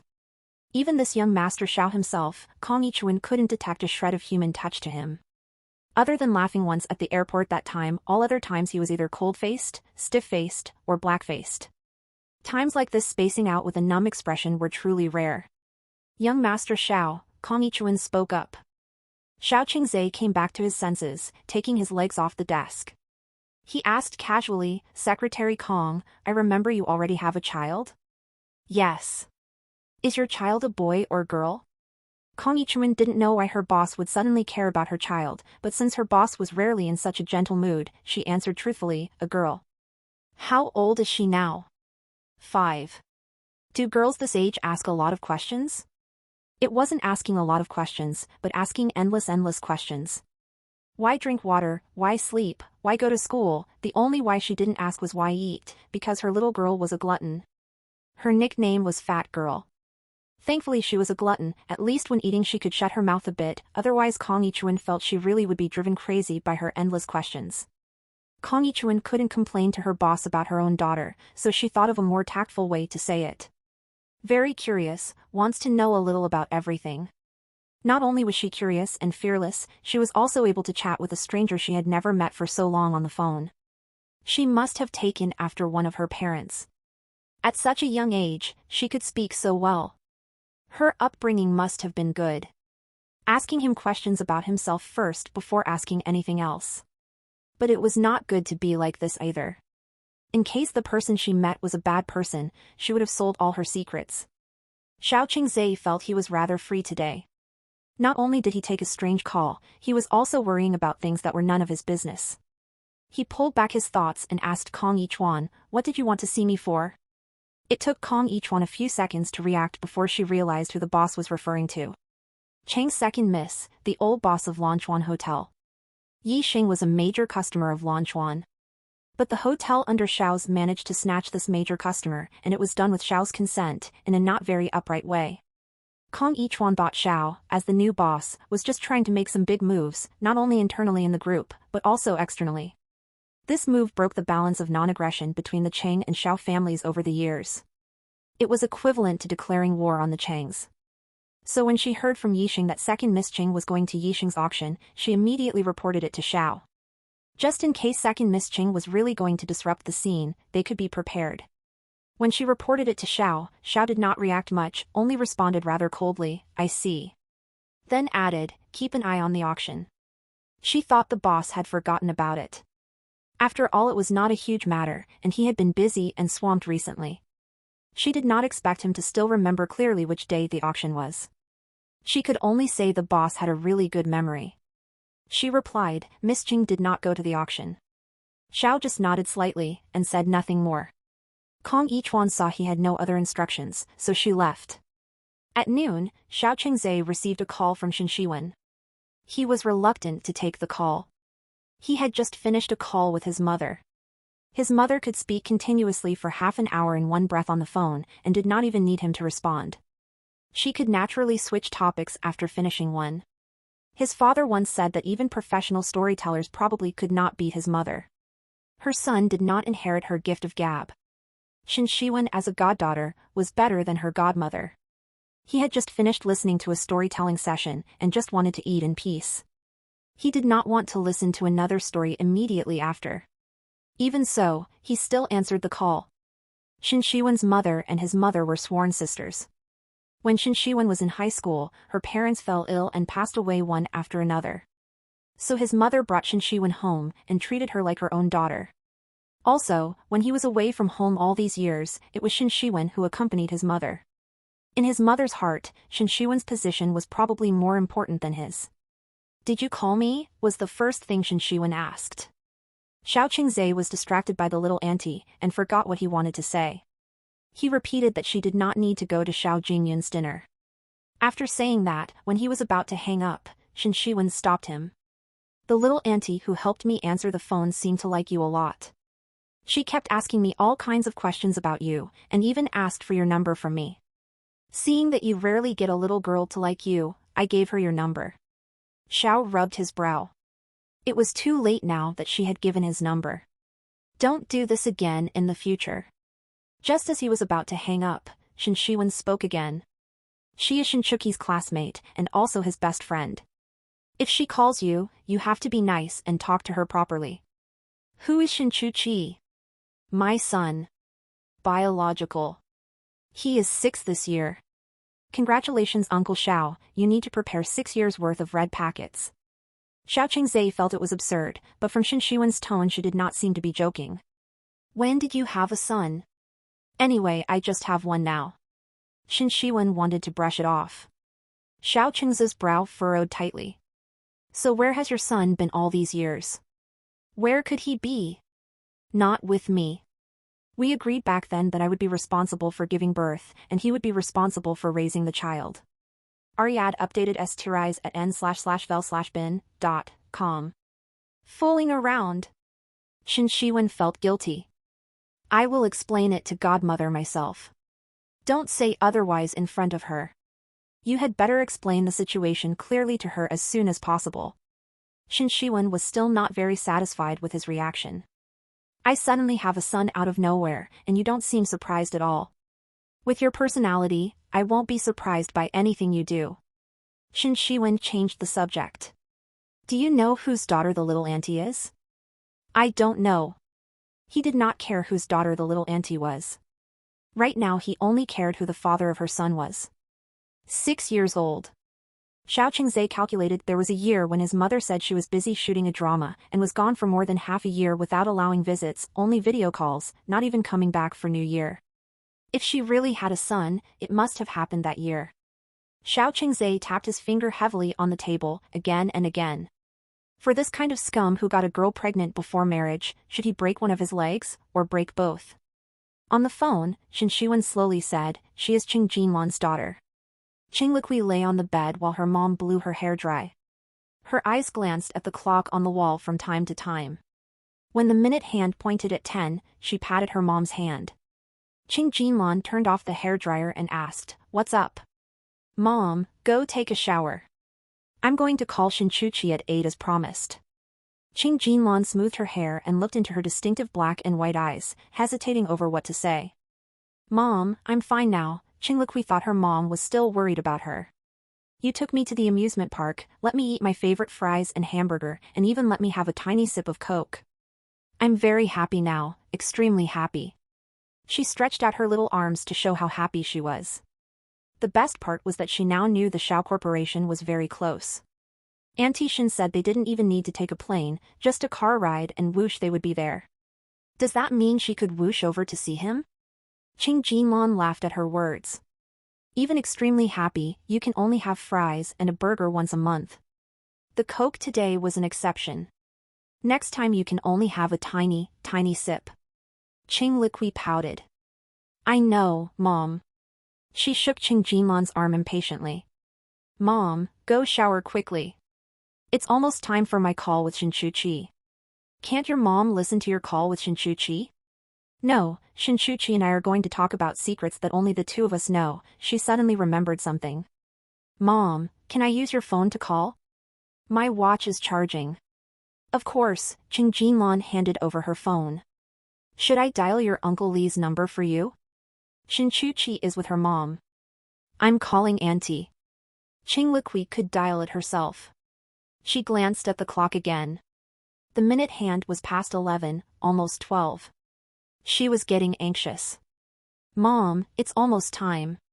Qing Jinlan indulged her, pinching her earlobe. "Okay, Mom's going to shower and won't listen to you and your good friend's secrets." Qing Liqui watched her mom leave the room and close the door before unlocking the phone password. She took a small slip of paper from under her pillow and pressed the numbers one by one. Then she patted her chest, took a deep breath, and hit dial right as the long minute hand struck 12. But the beep rang for a long time with no answer. Qing Liqui rested her elbows on her knees and her chin in her hands. Was he still busy or already asleep? They had agreed on 8 o'clock. He'd said he would wait for her call. Xiaoqing's phone buzzed, but he gestured for the meeting to continue. The people on the big screen found it odd. It was the first time the boss hadn't muted his phone during a meeting. Stranger yet, he paused the meeting but didn't answer the call, just let the phone vibrate on the table as he stared at the screen in a daze. Little A felt something was off. This was clearly a woman calling. If it had been a man or work call, his boss wouldn't have reacted that way.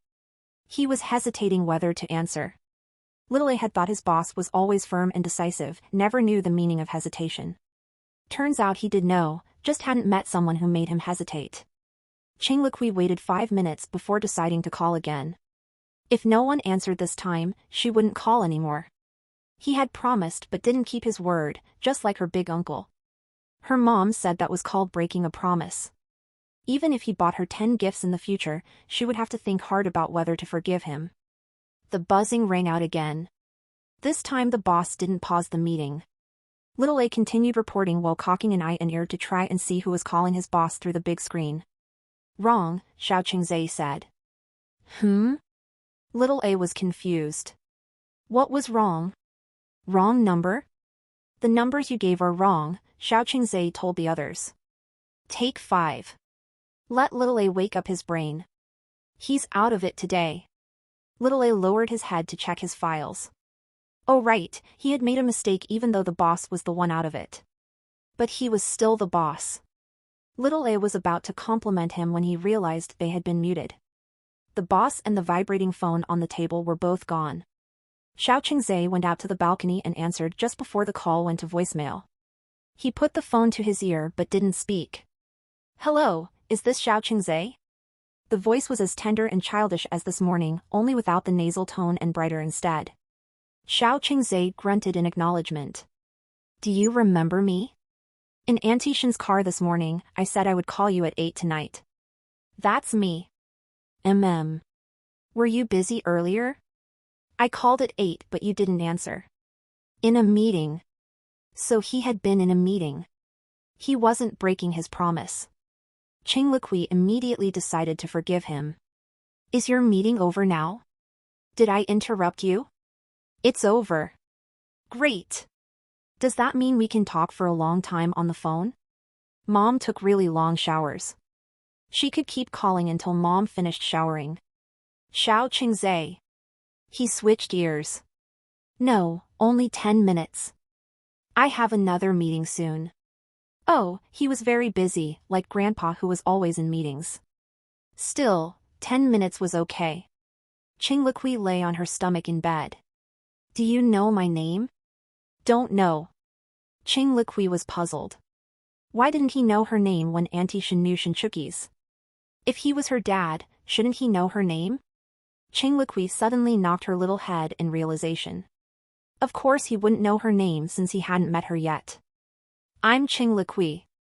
You can call me Little Liqui. My mom is Qing Jinlan.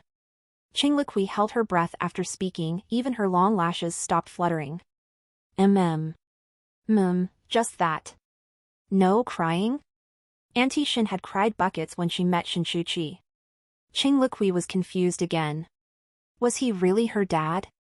But Big Uncle had said men couldn't cry.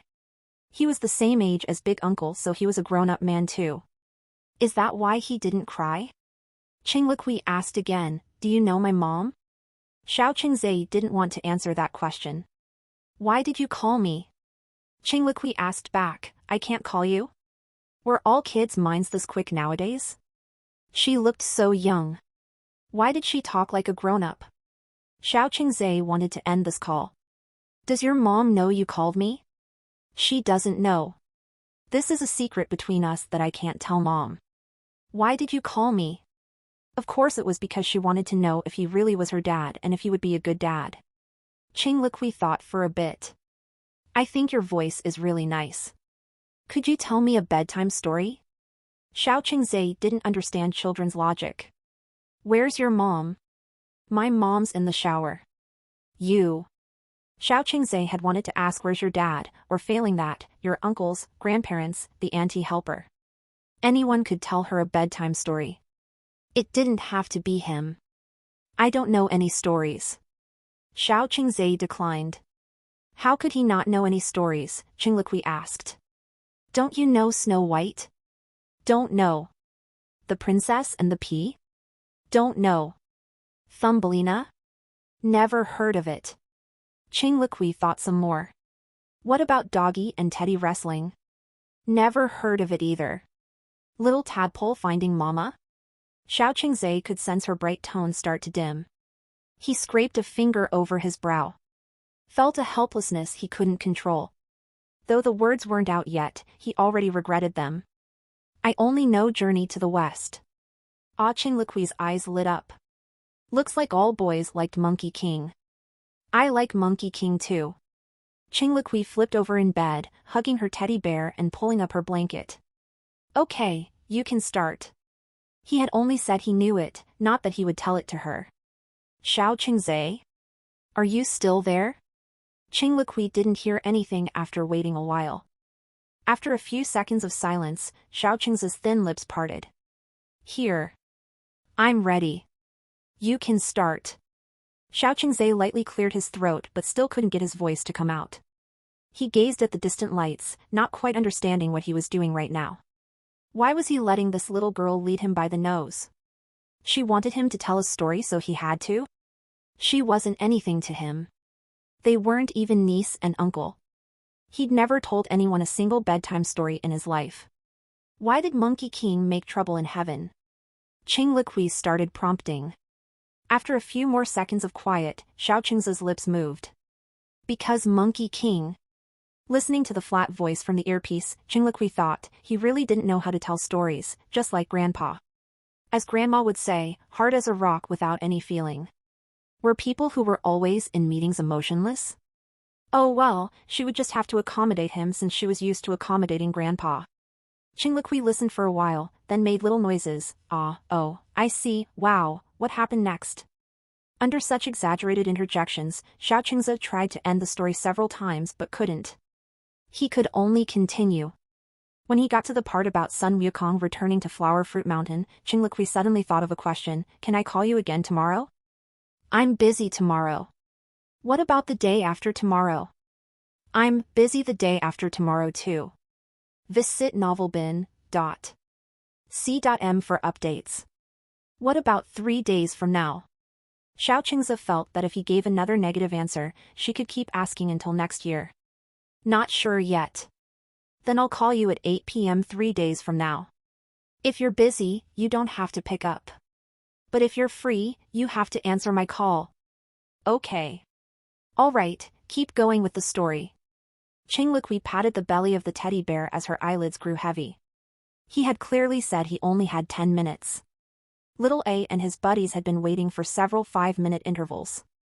Little A had sobered up several times, but his boss still hadn't returned. So that call must have been from a woman. Looks like they wouldn't be having the meeting tonight. He waved his hand for everyone to log off and go wash up and sleep. Qing Jinlan gently knocked on the door first. Hearing no response, she entered the room. The little one on the bed had fallen asleep, her head leaning against the teddy bear's arm. Her hair was strewn across the pillow messily. The blanket only covered up to her belly, askew. She would occasionally mumble in her sleep, having just drifted off. Qing Jinlan helped tuck her in properly again and planted a kiss on her flushed cheeks. Her gaze fell upon the still-timing phone screen next to the pillow. She picked up the phone. Hello, is this little Seven? Qing Liqui has fallen asleep. Xiao Qingze was just about to hang up when his hand froze. On the other end of the receiver was only shallow breathing, no answer.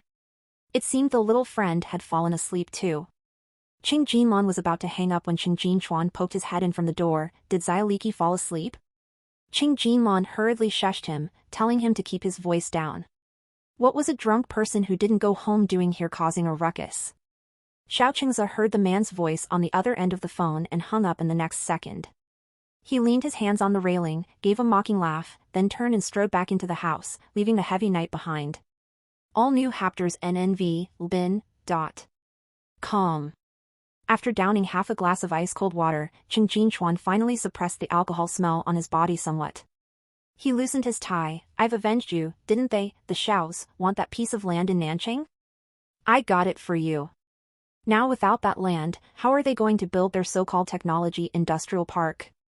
Qing Jinlan couldn't help but sigh. Why did you have to get involved? It was just about snatching a couple clients. I could have handled such a small matter myself. You don't need to worry about it. Don't get involved with anything concerning the Xiaos. This is no small matter. Does he think there's no one left in the Qing family that he dares to bully you? Things won't be resolved that easily now. He finished the remaining half glass of water in one go. Let's not talk about this. I originally wanted to tell Xiaoliki a story to get her to sleep, but the little girl fell asleep too early. Qing Jinlan scoffed at him. With your whole body reeking of alcohol, you still want to tell her a story? She won't even let you in her room. Qing Jinchuan laughed when he thought of his little niece wrinkling her nose in disgust at him. Qing Jinlan was afraid he would wake up her daughter, so she kicked and shoved him out to the front door. She seemed to recall something else. Do you just have no intention of seeing Shi Ran again?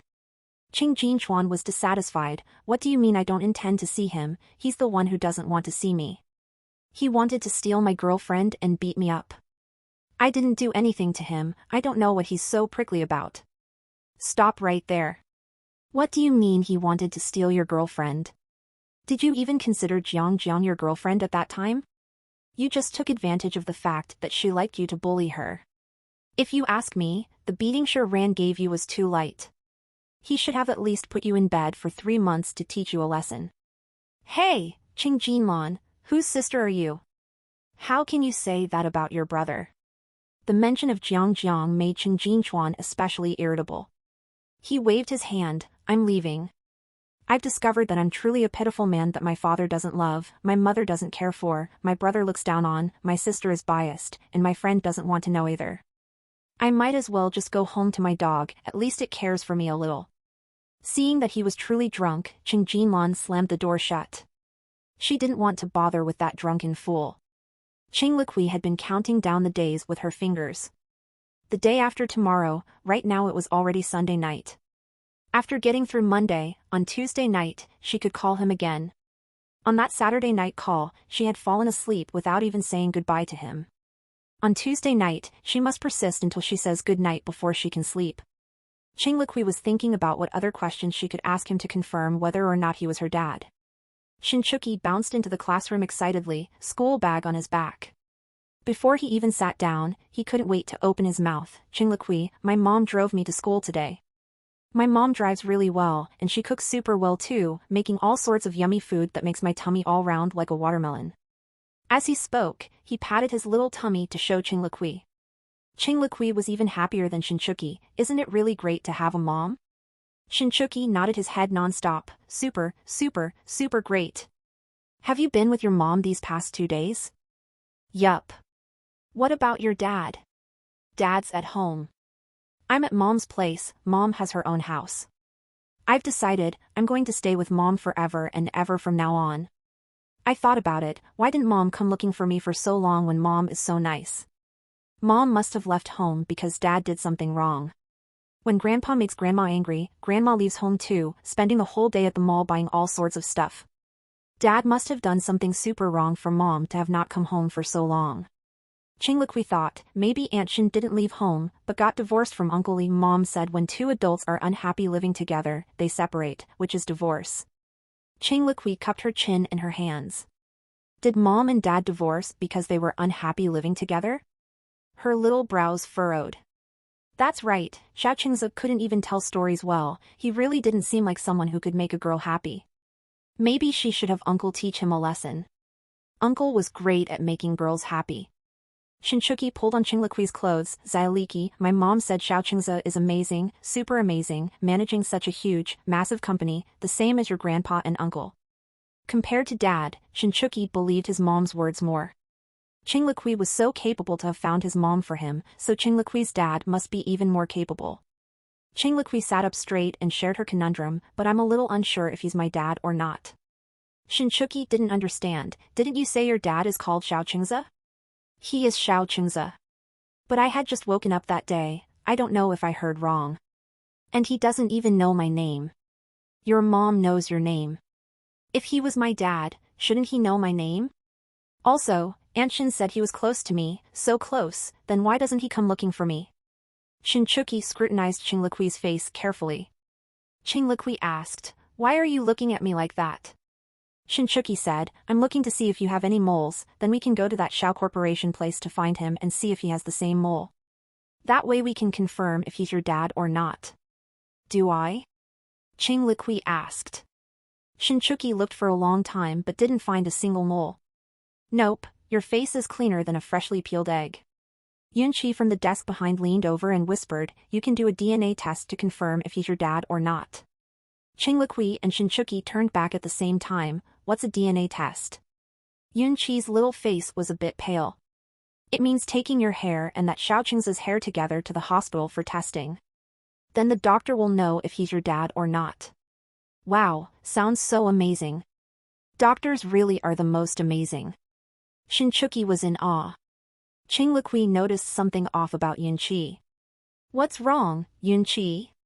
Yunqi's eyes were red. My dad said he's not my dad, that my dad is someone else. He took my hair and his hair to do that DNA testing. Qing Liqui grasped Yunqi's hand, very angry. He said he's not your dad, then don't call him dad anymore from now on, Yunqi. You and your mom can come live at my place. Your mom can work at my mom's hotel. I'll tell my mom when I get home today. Yunqi's eyes got even redder. All right kids, no more whispering. Sit properly, we're going to start class now. The teacher clapped her hands for everyone to quiet down. Shinchuki quickly turned back around. Qing Liqui did turn her body around, but her hand was still holding Yunqi's hand. She couldn't let Yunqi be sad alone. Qing Jinlan had something to do tonight, but Qing Liqui had just called saying for her to come home early. She said she had something serious to discuss and wouldn't say what over the phone. Hearing her grave tone, Qing Jinlan cancelled her evening plans. When she got to the underground parking lot, she ran into an unexpected person. Jiang, what are you doing here? Qing Jinlan's eyes were full of pleasant surprise. The short-haired woman in a white suit flushed slightly. Jinlan, I'm staying at your place. I just got back from overseas, and haven't gotten my place arranged yet, so I'm crashing at Lanchuan for a few days. When did you move in? Why didn't you come find me? Jiang Jiang brushed back her hair. Jinlan. Qing Jinlan walked up to her and looped their arms together. It's fine, I know you. Let's not talk about anything else. It's good that you're back. Jiang Jiang's nose soured and she reached out to hug Qing Jinlan tightly. Jinlan, since I'm staying at your place, of course I wanted to see you. I just didn't know. Come now, do you really think I'm that petty? Or are you the petty one? Things that are over are over. Qing Jinlan patted her shoulder. I think you shouldn't keep staying at Lanchuan either. Come back with me. My daughter only knows she has an Aunt Jiang who sends her gifts every year, pretty clothes, but has never met you before. Jiang Jiang tidied her emotions a little. I can't today, Jinlan.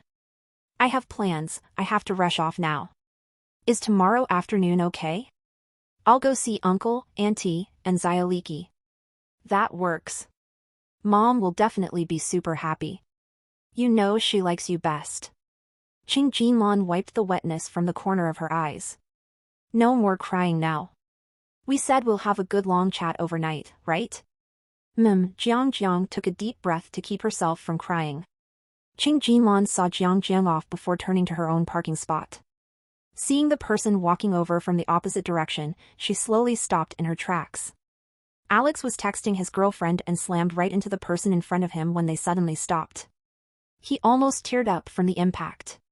This broad back of his boss was really too sturdy, even harder than a wooden bedboard. What are you guys doing at Lanchuan? Qing Jinlan asked the person before her. Xiao Qingzhe originally wanted to pretend not to see her and walk straight past, but the moment he saw her, the relaxation on her face was replaced by wariness and vigilance in an instant. Does she despise him that much? Seeing that his boss was just staring at her and not answering her question, Little A felt a little anxious for his boss. Staring at her like that, you should also be gentle. With such a fierce look, you will only scare the girl away. Little O lightly coughed and said, since the boss didn't answer, he had to reply, our company is having a celebration banquet here. Qing Jinlan said, I don't remember our Qing Jinchuan taking any orders from the Shaos. It's not the Shaos, it's Qiumiao capital, Little A explained, then reached out his hand and introduced himself to Qing Jinlan. Hello, I'm Alex from Qiumiao. You go in first, Xiao Qingzhe said to Little A. Little A could only reluctantly withdraw his hand, cursing to himself that he was being petty by not even letting her shake his hand.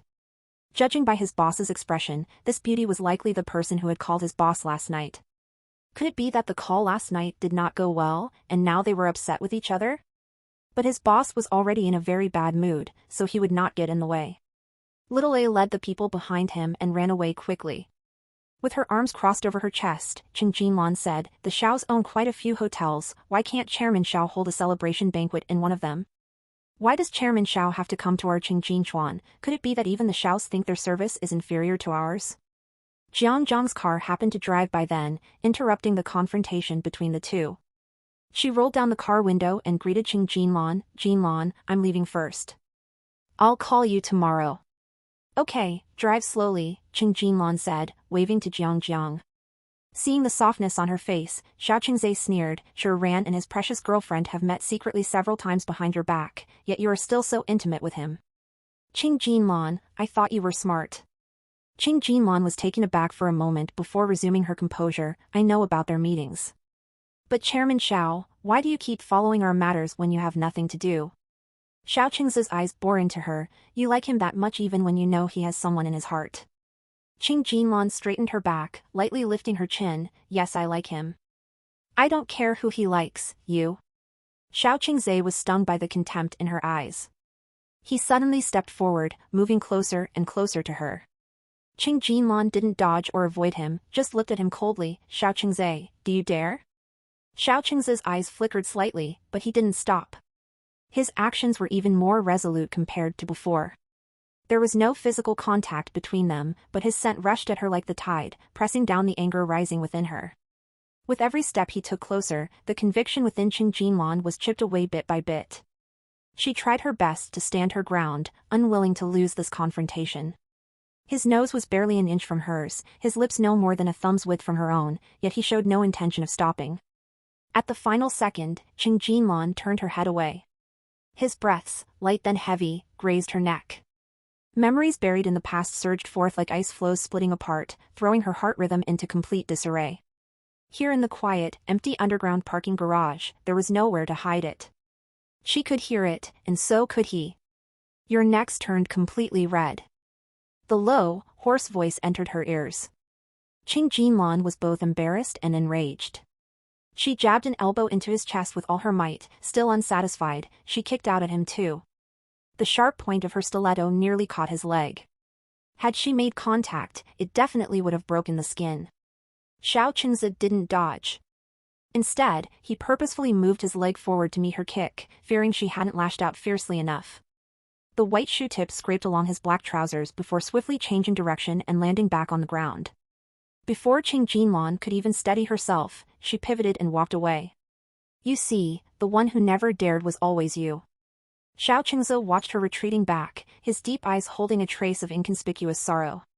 Qing Jinlan's footsteps didn't falter. She unlocked her car, opened the door, and sat inside.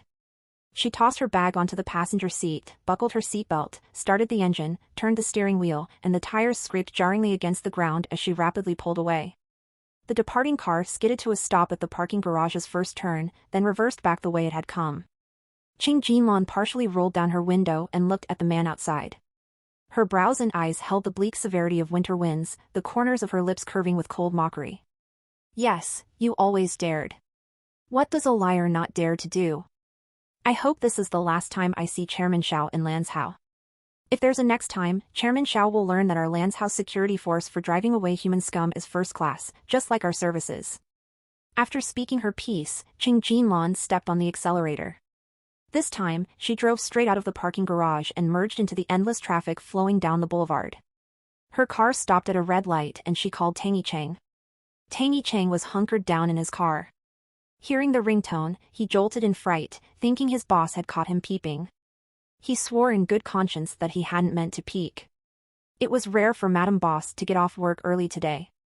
Her assistant, on the other hand, had left the office right on her heels. He'd rushed down so quickly that by the time he reached the parking garage, she still hadn't left. She was chatting intimately with a beauty. Fortunately, his parking spot was very far from Madame Boss's reserved space. He'd stooped and slunk to his car like he was pulling some spy maneuver, getting in and pretending to play a handheld game while waiting for Madame Boss's car to leave before he did. Then he'd witnessed that earlier scene. His eyesight was too good, his curiosity too heavy, his memory too outstanding. That man was the same one he'd seen at the airport. Judging from their entanglement, there was clearly some karmic bond between them. Before Tang Yicheng could analyze exactly what karmic bond it was, he received a call from his superior. It was still office hours, so he had no choice but to answer. Tang Yicheng heaved a deep breath and tapped accept. Yicheng, reject any future projects from Qiongmiao Capital from now on. Oh, okay, Madam Cheng. His boss's tone was still relatively calm. Tang Yicheng relaxed a little, realizing she hadn't caught him peeping, but had work matters to instruct him on. Also, help me look into what companies Xiao Qingze owns shares in. From now on, add any business involving his companies to Lanzhou's blacklist. Refuse them all categorically. Understood, Madam Cheng. Tang Yicheng was answering by rote. Plus, he felt rather guilty and wanted to end the call quickly. Only after hanging up did it dawn on him. Qiongmiao Capital? Xiao Qingze? Why did that name sound so familiar? Tang Yicheng slapped his thigh. He remembered now. Wasn't Xiao Qingze the new appointed chairman of the Xiao family? Could it be, was that man him? No way. Definitely not. The second young missus of the Qing family and the new chairman of the Xiao family? Impossible. It had to be impossible. Tang Yicheng swiftly typed Xiao Qingze into the search bar, but didn't manage to find a single photo online, not even a side profile or back view that he could use as reference. Tang Yicheng pondered a moment. His ex-girlfriend had transferred over to Xiao's company recently. Should he not, take this heaven-sent chance to contact her? After deleting and revising over and over, he finally organized the wording. Doing another 5 minutes of mental prep, he hit send, only to discover he'd been blocked. In that instant, Tang Yicheng lost all interest in gossiping about his superior's affairs or finding out what Xiao Qingze looked like. The only thing he wanted to know was why he'd been blocked. They'd agreed to remain friends after their breakup. After finishing her evening piano homework, Qing Liqui ran to the door when she heard her mother's car pulling into the driveway. She stood on the front steps, waiting for her mom to get out of the car. Seeing her, the chill in Qing Jinlan's eyes completely melted away, her face relaxing into a warm smile. Why in such a hurry? You even ran out to greet me. No, I didn't. I just missed you, so I came out to meet you. Qing Liqui spread her little arms wide, like a baby bird waiting for its mother to return home. Qing Jinlan bent down and picked her up.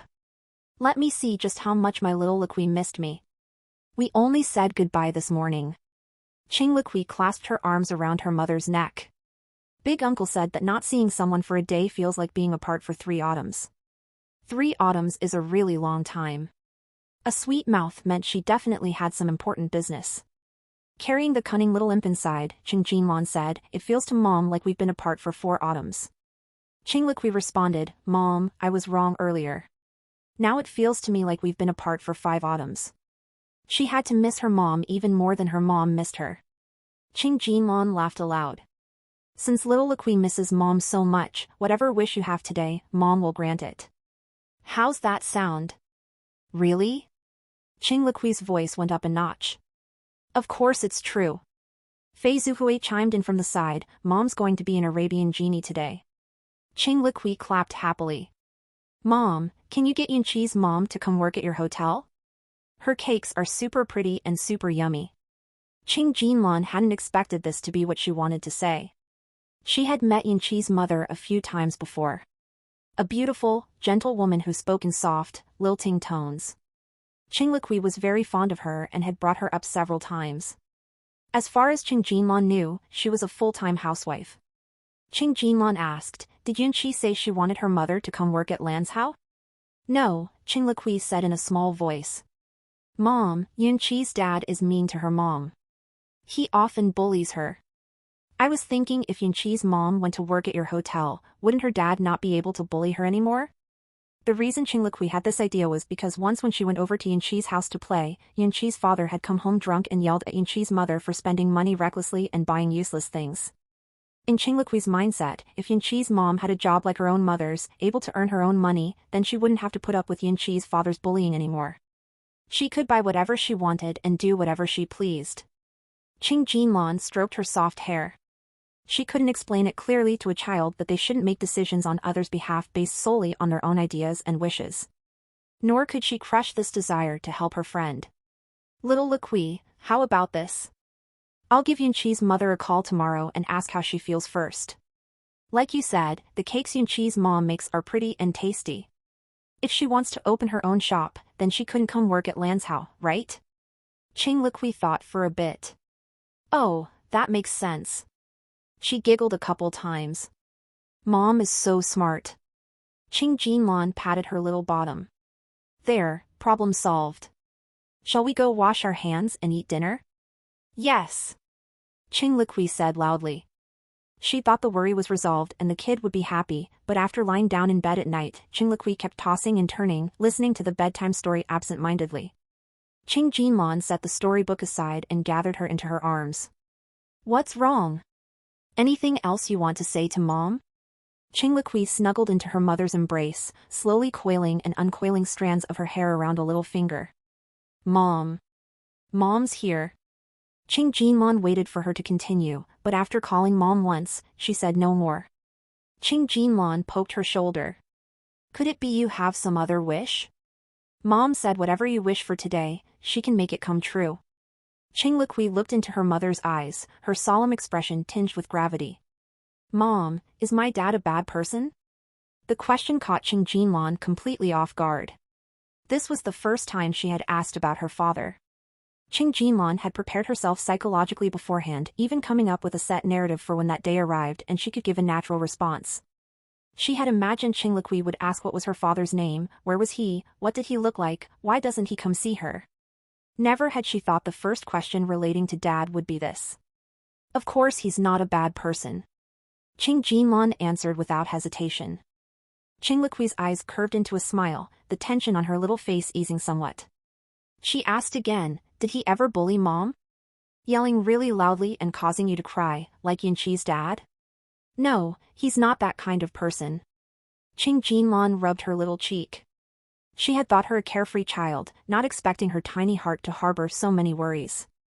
Qing Jinlan's eyes were filled with more smiles. I knew it. You knew what? I knew he wasn't a bad person. Qing Jinlan's heart trembled. How did you know? Qing Liqui buried her face in her mother's neck. It's a secret, I can't tell Mom. His storytelling was as boring as Grandpa's, but he was as patient as Grandpa. It seemed like no matter what she said, he would eventually agree. Grandpa was the best grandpa in the world, so he must also be a very good person. Qing Jinlan looked at the black little head and after rolling the words in her mouth for a while, she tentatively asked in a soft voice, Does little Liqui want to know what Dad looks like? Qing Liqui lifted her head, the flickering big eyes filled with excitement. When I find him, I'll know what he looks like. She immediately covered her mouth with both hands. Oops, she accidentally revealed her secret because she was too happy. Qing Liqui rolled from her mother's body onto the bed and wrapped herself from head to toe with a small quilt.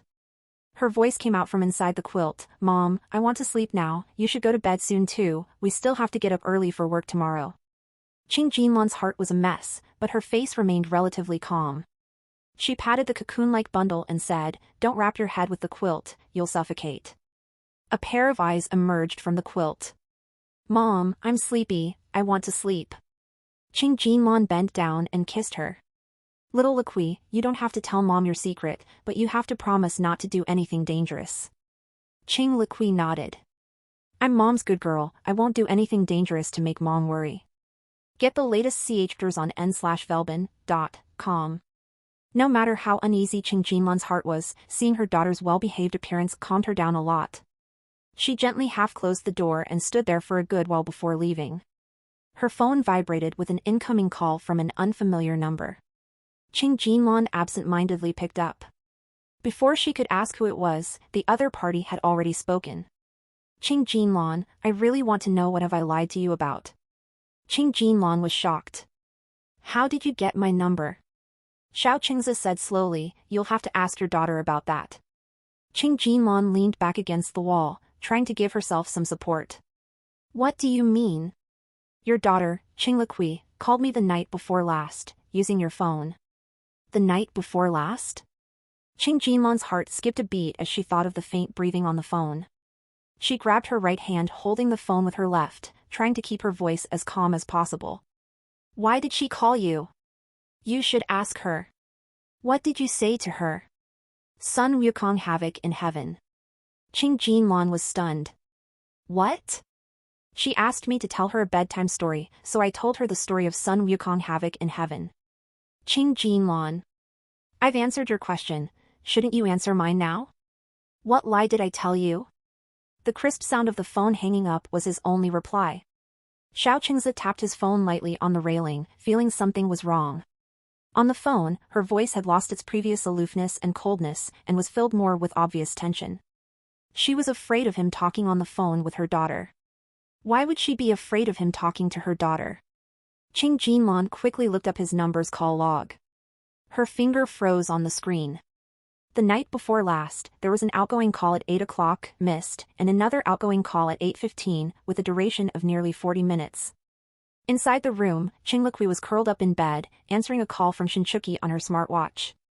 Qing Liqui, I just video chatted with my grandma, and I found out I have a grandma too. Shinchuki couldn't even wait until tomorrow to share the good news with Qing Liqui. Wow, Shinchuki, you're so lucky now, you have a mom and a grandma too. You'll get so many red envelopes during New Year. Shinchuki giggled. He also felt very fortunate. He suddenly remembered the most important thing he wanted to tell Qing Liqui tonight. Little Liqui, my mom said my grandma is Xiao Qingzi's mom, so Xiao Qingzi is my uncle. Ah. Qing Liqui was a little shocked. He's your uncle? So is he your mom's older brother? Yes, but my mom also said grandma is her biological mom, uncle is not her biological brother. But even if he's not a biological uncle, I can still hug his leg. Qing Liqui didn't understand. What does that mean? Shinchuki scratched his head. I don't understand either. Anyway, I call him uncle, and his legs are very thick. There was a knock at the door outside. Qing Liqui quickly said goodbye to Shinchuki. Qing Jinlan gently pushed open the door. Little Liqui, are you still not asleep? The small stars on the ceiling cast dim lights and shadows. Qing Liqui lay in bed, pretending to have closed her eyes. Mom, I'm already asleep. If you're sleeping, how come you can still talk? Qing Jinlan walked to the princess bed, drew back the curtains, and sat down at the edge of the bed. Qing Liqui first opened one eye, then opened the other. Mom, I was sleeping just now, and now I'm awake again. Qing Jinlan didn't expose her lie anymore. She gently and softly stroked her hair spread out on the pillow. Were you on the phone with Shinchuki just now? Qing Liqui nodded. Yes, Mom. Qing Jinlan lowered her voice and spoke mysteriously. Little Liqui, do you want to exchange secrets with Mom? Qing Liqui's interest was piqued. She propped up her little body, eyes shining, and asked, Mom, how do we exchange secrets?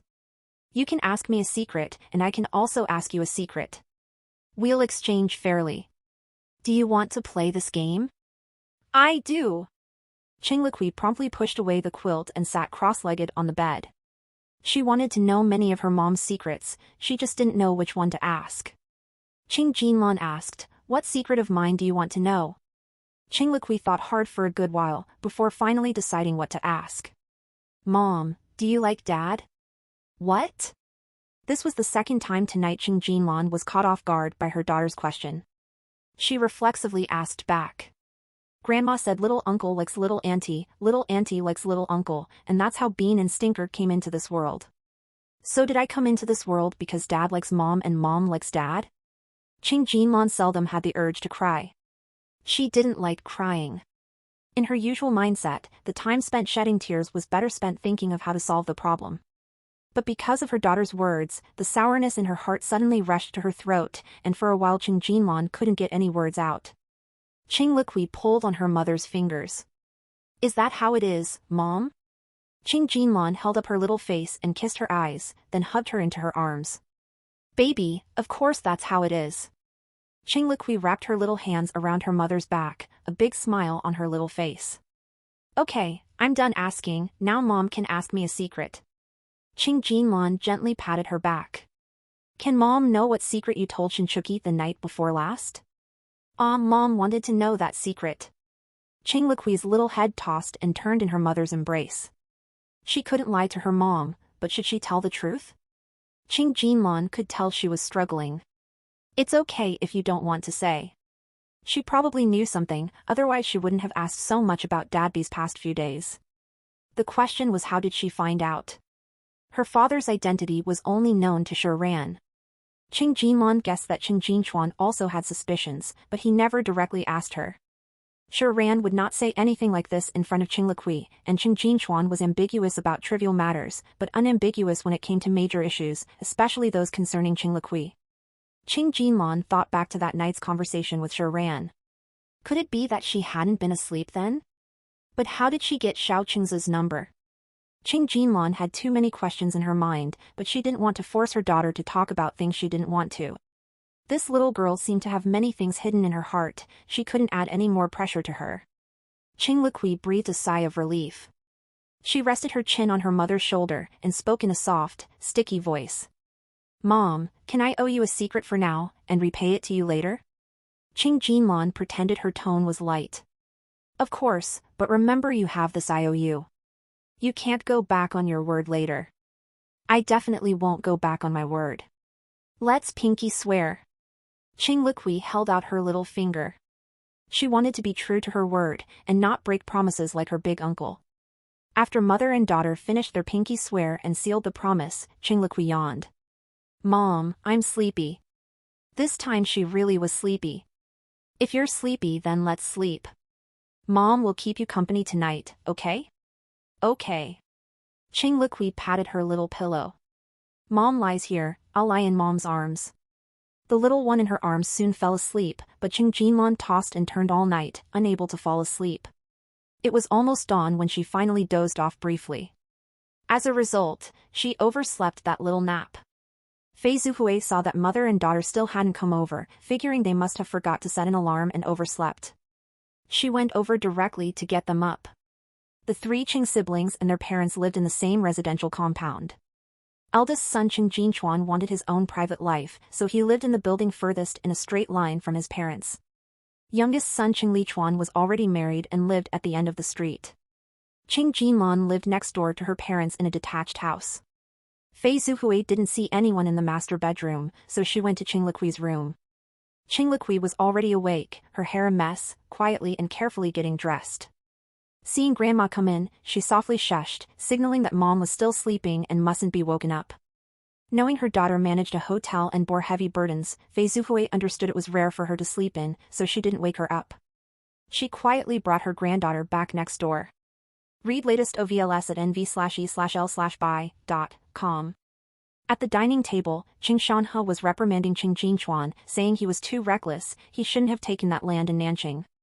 Qing Jinchuan was completely nonchalant. I've already taken it, it's a bit late for you to say this now.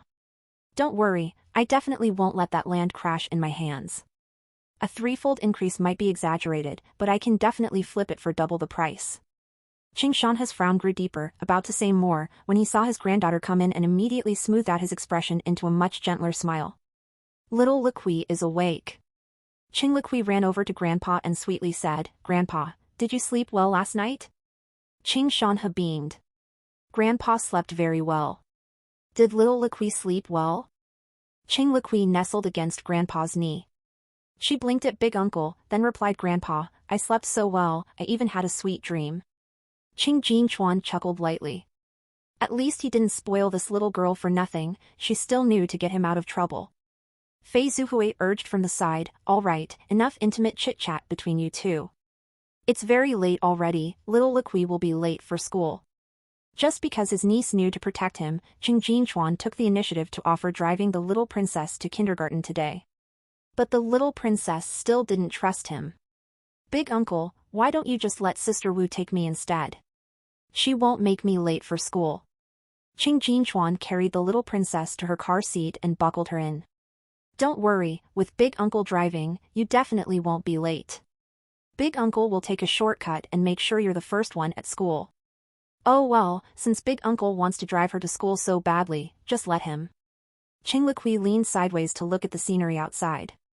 After a while, she asked a little uneasily, Uncle, did you take the wrong route? The road you took is different from the one Siswan took. She didn't recognize many of the words on the buildings outside. Uncle already told you this is a shortcut. It's a road you haven't taken before. Why do you doubt your uncle so much?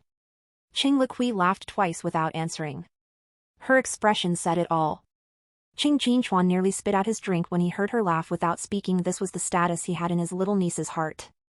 Watching her uncle's angry nape, Qing Liqui was about to placate him when her eyes fixed on a tall building outside. She asked anxiously, Uncle, is that the Shaw Corporation? Qing Jinchuan glanced out the window. Oh, your kindergarten wasn't wasted on you. You already recognize quite a few words. That's the Shaw Corporation. Qing Liqui didn't notice the disdain in Uncle's voice when he said Shaw Corporation. Craning her neck to keep looking back, she said, Uncle, this company looks so big. I can't even see the top. It's like it runs into the clouds. Qing Jinchuan scoffed. How do you feel that way? Our family's building is much taller than this shabby one and at least 10 times more magnificent. Little Liqui, you can't be wishing for the Shaw's prosperity and diminish our own family's prestige. Qing Liqui's attention wasn't on her uncle's words. Uncle, what's the name of this road?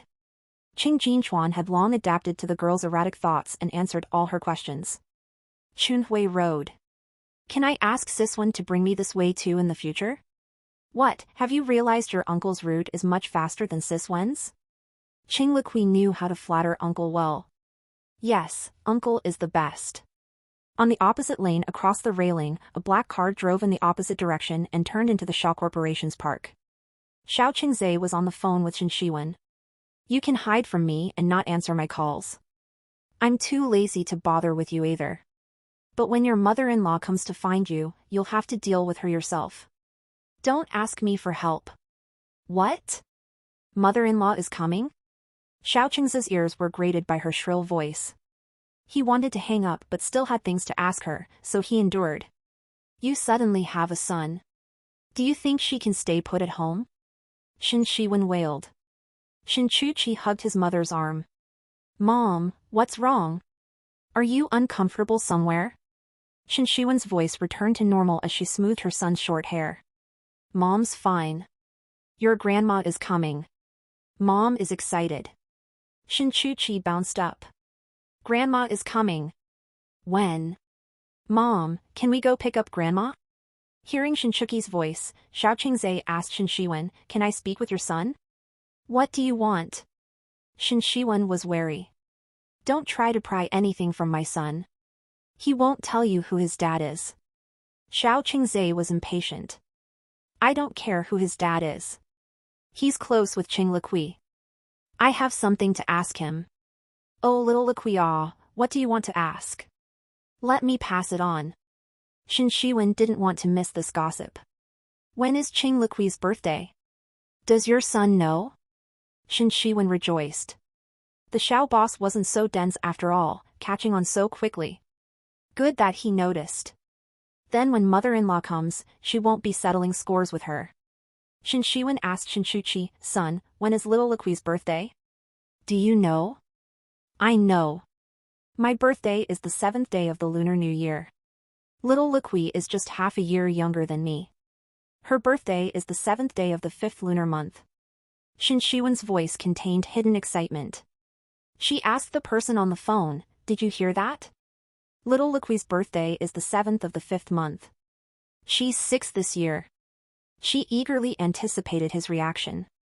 A typically unflappable person hearing such an explosive, cosmic revelation, how would he lose composure? Oh, I see. Your mother-in-law arrives the day after tomorrow. Get ready to receive her. I'm going on a business trip the day after tomorrow. Shen Shiwen was somewhat stunned. That's it?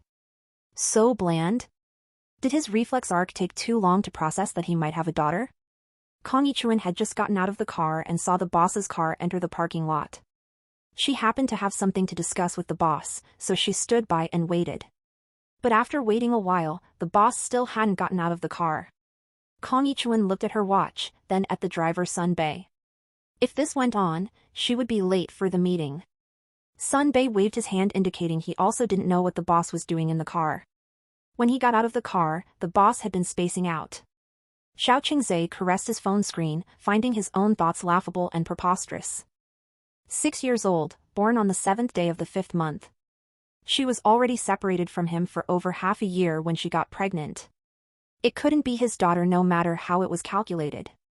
And, there was one fact he had to admit whether he wanted to or not to her, he was at most a dalliance. How would she be willing to bear his child? Her unease was probably just his illusion. After all, he didn't understand her well either. His supposed understanding was merely self-delusion. Xiao Qingzhe buttoned his suit and got out of the car. Kong Yichuan saw the boss get out and immediately went up to him. President Xiao, that land in Nanqing. Old Mr. Xiao called early this morning and said you must call him back as soon as possible. Kong Yichuan steeled herself to emphasize must and as soon as possible. She was afraid the boss wouldn't call old Mr. Xiao back. Then the only one to suffer would be her, with old Mr. Xiao practically blowing up her phone. Got it. Xiao Qingzhe took out his phone and dialed the old man's number. Air. Kong Yichuan said as soon as possible but didn't expect the boss to be this soon. She quickly took out her phone to relay the message to the secretariat, signaling them to be alert. Judging by how fast the boss called old Mr. Xiao back, his mood must be especially unpleasant today. Qing Jinlan felt very dazed this day. There were some things she definitely needed to discuss with Qing Liqui, but she still hadn't figured out how to say it, or how much to say. The adult world was too complicated, while a child's feelings were too pure. She didn't want Qing Liqui to be hurt in any way because of adult matters.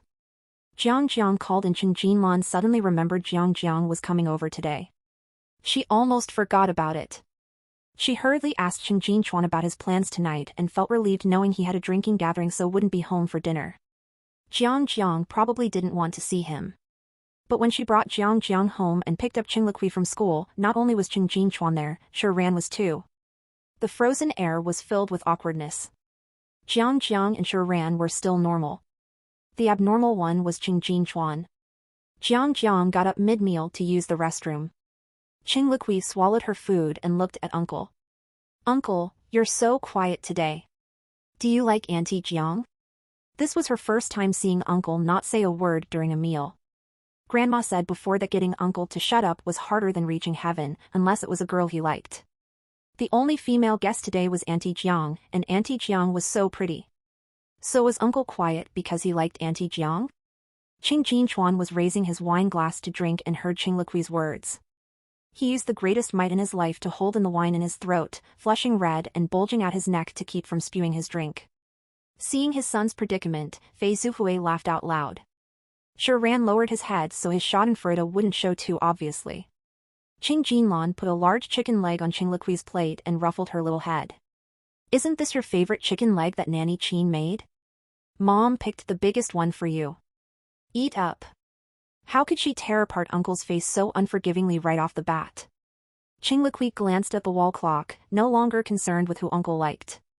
Uncle liked many girls anyway, and those he liked today he would dislike tomorrow. She buried her head and gnawed on the chicken leg. She had to eat quickly. It was the day before the day after tomorrow. She had to call Xiao Qingzai. Uncle hurriedly left after the meal. It was almost 8 o'clock. Grandma and Mom were chatting with Auntie Jiang. She couldn't interrupt them, that would be rude. Qing Liqui poked Shiran's arm. Dad, can I use your phone to call Shinchuchi? No problem. Shiran took out his phone and unlocked it before handing it to Qing Liqui. Should I dial the number for you? Thanks Dad, but I can do it myself. Qing Liqui took Shiran's phone and took out the small slip of paper from her backpack. She ran to the dining room and slowly pressed in the phone number digit by digit. Qing Liqui hadn't thought of what to say first when the call connected. Who is this? Qing Liqui waved at the phone screen in greeting before realizing they weren't on video and he couldn't see her. She spoke up, it's me, Qing Liqui. Weren't we going to call today? Are you busy now? Xiao Qingzai threw the documents in his hand onto the table. Was the little auntie so bored that she took to bothering him daily for amusement? His tone wasn't good. I'm very busy and don't have time to tell you stories today. Qing Liqui couldn't detect the distance he deliberately pulled back in his tone. She cradled the phone in both hands. Since you're busy, we'll skip the story today. But I have a question I want to ask you, can I? Xiao Qingzai rubbed his brow. Go ahead. Is your company on Chunhui Road? Yes. Qing Liqui was thrilled. Your company is on the road I take to kindergarten. Very close by. Can I come to your company to find you? Xiao Qingzai didn't understand what this little kid was trying to do. Right, he never even figured out her mother, how could he figure out her daughter now? I'm not necessarily at the company. Tags. Translated. When will you be at the company? I have a business trip for half a month starting the day after tomorrow. The day after tomorrow on a business trip, so tomorrow he will be here, is that what he means? Xiao Qingzai moved the phone away from his ear and looked at the number on the screen. Whose phone did you use to make this call? He wondered if he should reject calls from unknown numbers in the future. Shiran's phone. Xiao Qingzai was startled. Who is Shiran? Shiran? Yes, Shiran's name is Shiran. Xiao Qingzai sat up straight. Why do you call him Shirdad? Shirdad is just Shirdad. If I don't call him Shirdad, what do I call him? Qing Liqui didn't understand. He's not my dad, so I can't call him dad. Xiao Qingzai's pupils suddenly shuddered. Something rushed towards him amidst the sparks and lightning. He wanted to grab it but failed to do so. His hand reached for the cigarette next to him, but quickly moved away.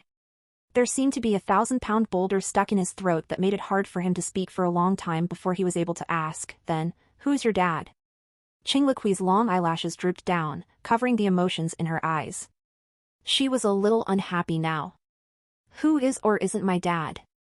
Why does he want me to call someone else dad and then ask who my dad is? I also want to know who my dad is. She suddenly didn't want to talk to him anymore. Qing Liqui pouted her little mouth. I'm going to hang up now. I'm busy too. I have homework to do, piano to practice, and I need to call Shinchuchi.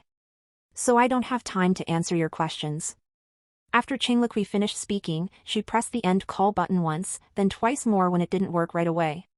She put her phone down on the dining table and buried her face in her arms on the table, kicking her legs up in the air, feeling more aggrieved the more she thought about it.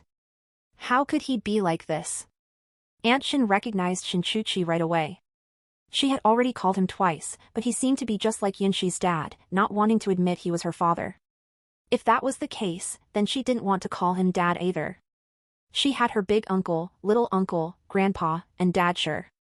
She had so many people who could tell her stories. She didn't need to listen to his journey to the West stories. She liked Snow White. Xiao Qingzhe stared at the disconnected phone screen blankly for a second before getting up from his desk, grabbing his car keys, and striding out of his office. Yu Zhongzhou was just about to knock on his door and jumped in fright when the door suddenly opened and someone rushed out. Good heavens! With this kind of momentum, whoever got in his way was doomed, whether they were gods or Buddhas. Fortunately, he got out of the way quickly enough. Where are you going? Yu Zhongzhou yelled, afraid that his voice wouldn't catch up to Xiao Qingzhe's footsteps if he spoke too slowly. Xiao Qingzhe only replied with one sentence, something came up. Then he entered the president's exclusive elevator. Who angered him? Yu Zhongzhou muttered to Kong Yichan, still trying to catch his breath and gather his wits from the shock. He wished he could pat his own head to calm himself down. Kong Yichan was also unclear. Other than arguing with old Mr. Xiao on the phone this morning, President Xiao seemed to be in an alright mood today, definitely not as bad as she had expected. He just didn't eat much at lunch or dinner, processed work with extremely high efficiency, and had the managers from the various departments come to his office for tea one after another. They all came out looking dejected. Thanks to the boss's high work demands, she was still working overtime now. It should be that he had angered others, not the other way around. Even old Mr. Xiao couldn't provoke him, who else dared to? Ching Liqui remained slumped over the dining table for a good while before getting up and going to the music room to practice piano for a bit, finally feeling slightly better, but only a little. Shi Ran walked into the music room and sat down next to Ching Liqui. Lowering his head to look at her, he asked, "What's wrong? Did something unhappy happen?" Ching Liqui turned her little fingers over each other and spoke in a muffled voice. "Dadshur, why do some dads not recognize their own babies?" Shi Ran's eyes flickered. He touched her drooping ponytail gently and said in a soothing voice that could calm hearts, "There are many reasons why a dad might not recognize his own baby." Ching Liqui looked up at Dadshur, waiting for him to tell her what the reasons could be. Shi Ran continued, "For example, he simply doesn't know he has a baby." Dads don't know they have babies? Ching Liqui didn't understand. "Of course it happens," Shi Ran said very surely. Ching Liqui felt a little less unhappy. Dadshur never lied. If he said it happens, then it must happen. That meant Xiao Qingzhe possibly didn't know she was his baby, so that's why he didn't recognize her. Ching Liqui asked again, "Then how would he know he has a baby?" Shi Ran looked into her eyes. The words slipped out, "Maybe he'd know after seeing her face to face." Only after speaking did he feel like he might have said too much. But she probably wouldn't get much out of that, Shi Ran thought. Still, he should mention it to Jinlan. The little one was already showing a longing for a father's existence now. Seeing face to face, then he'd know. Ching Liqui blinked. She pursed her lips in a smile. She knew what to do now. She jumped down from the chair and ran towards the door, calling to Dadshur as she left, "Dadshur, I have something very important to do and can't chat with you." Shi Ran told her, "Slow down, watch your step, don't trip and fall." "I know." Shi Ran watched the small back rushing anxiously out the door. He wondered whether she had caught on to something. Ching Liqui took out her watch from her school bag, trotted up to the second floor, and closed the door behind her before calling Shinchuchi. "Hey, little Liqui, what's up?" Shinchuki's voice was muffled since she still had food in her mouth. "Shinchuchi, are you with Aunt Shin?" Can you ask Aunt Shin if she has a photo of Xiao Qingzhe? If he was Shinchuki's uncle, Aunt Shin should have a photo of him, right? She had to know what he looked like before she could find him tomorrow. As it turned out, Shin Shiwen did have one photo, just one. Xiao Qingzhe disliked taking photos. This one on Shin Shiwen's phone was secretly snapped by her. Mother Xiao had wanted him to go on a blind date but had no recent photo of him, so Shen Shiwen had secretly taken one. The angle was very good, a front portrait, one hand in his pocket, eyes cast down, leaning against a desk while taking a phone call. Afternoon sunlight streamed in, casting a halo on his face that added some warmth to the otherwise cold-looking face, nothing too scary for a child. Shen Shiwen first sent the photo to Shen Chuqi's watch, then Shen Chuqi forwarded it to Qing Liqui. Shen Chuqi stared at the photo carefully. Little Liqui, I feel like his eyes look a lot like yours. Qing Liqui was also staring at the photo. Her little finger slid across his face. Did they? His eyes were downcast. Qing Liqui just felt that he had really long eyelashes. He was so handsome, even more so than her big uncle. Qing Liqui ran to the mirror and looked at herself, then looked back at the photo then at herself in the mirror. Her resolve grew firmer. She was going to find him. If he didn't recognize her, she'd take a strand of his hair for that DNA test to make the doctor uncle tell him. Shen Chuqi, I'm going to go find him at Shao Corporation tomorrow. Great, great. I'll go with you.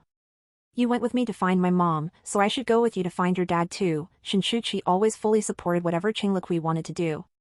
But, how do we get to Shao Corporation? We don't know where it is. I know. It's on the road I take to kindergarten, Spring Sunshine Road. Uncle drove past it with me this morning. The building is so tall. I can ask Sister Wu to take me there. Sister Wu drives so well, she can find any road. But Shen Chuqi still had doubts. If we go, can we get inside? Aren't companies not allowed to let kids in, only adults?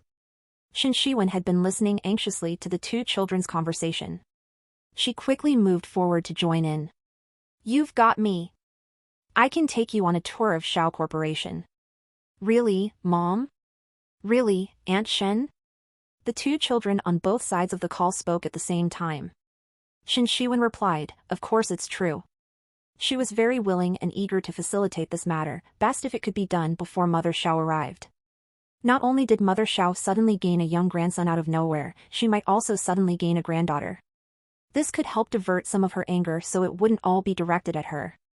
Xiao Qingzhe was even thinking of going away on a business trip. She wouldn't let him take that trip. Going on a business trip was nothing compared to recognizing one's daughter. Qing Liqui thought of something. Aunt Shen, if we go find him at his company, will it affect his work? Shen Shiwen waved her hand grandly. It won't affect anything. He's the boss of the Shao Corporation. Whether he works or not is up to him. What's a boss? Shen Chuqi didn't understand. Shen Shiwen flicked her son's forehead. It means he's the president of Shao Corporation. I told you, your uncle has very thick thighs. Oh, so he was a president too, just like her big uncle. Her big uncle could work if he wanted or not work if he didn't want to. With Aunt Shen around, things would be much easier. Qing Liqui happily spun around on the floor twice, thinking about what dress she should wear tomorrow. She had to wear a really pretty, beautiful dress. Downstairs, after seeing the late hour, Jiang got up to take her leave.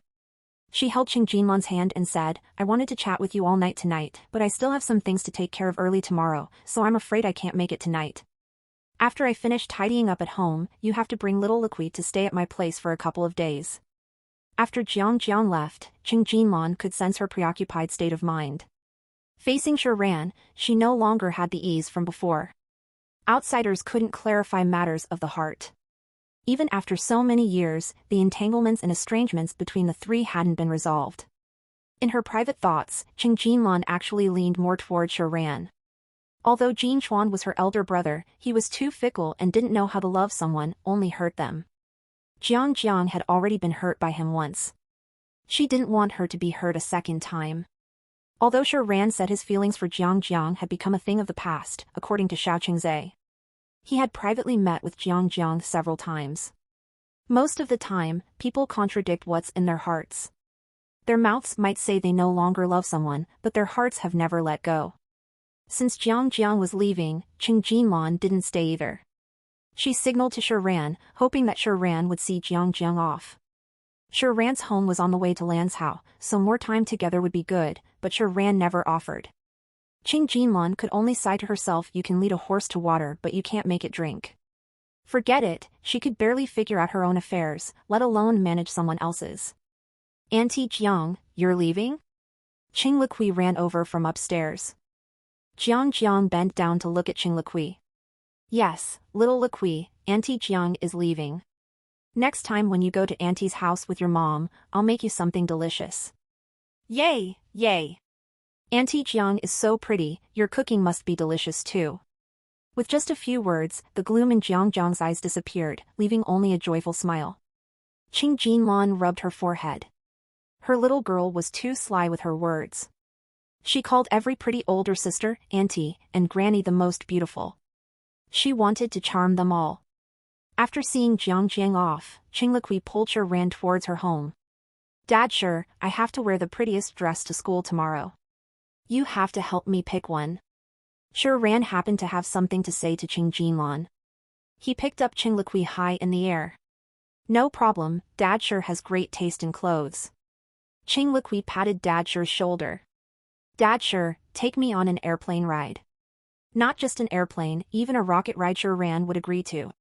He lifted her onto his shoulders and ran off into the evening breeze. Qing Jinlan called from behind, you too, slow down. Qing Liqui hugged Dad sure's neck and giggled. Mommy, come chase us. Not far away, a black car was parked on the side of the dimly lit road. Barely noticeable, the eyes of the person inside were one with the night's darkness, so dense it couldn't dissipate. He dialed Little A's number. Little A picked up quickly. Boss, what can I do for you? Help me find out the exact birth date of Qing Jinlan's daughter, including which hospital she was born at, and which doctor delivered her. Little A asked, second Miss Qing Jinlan of the Qing family? Yes. Got it, boss. Little A held the phone with one hand while typing the name with the other. Seeing the photo on the computer screen, a hint of gossip flashed in his eyes. Wasn't this the beauty they met at Lanzhou parking lot that the boss couldn't take his eyes off?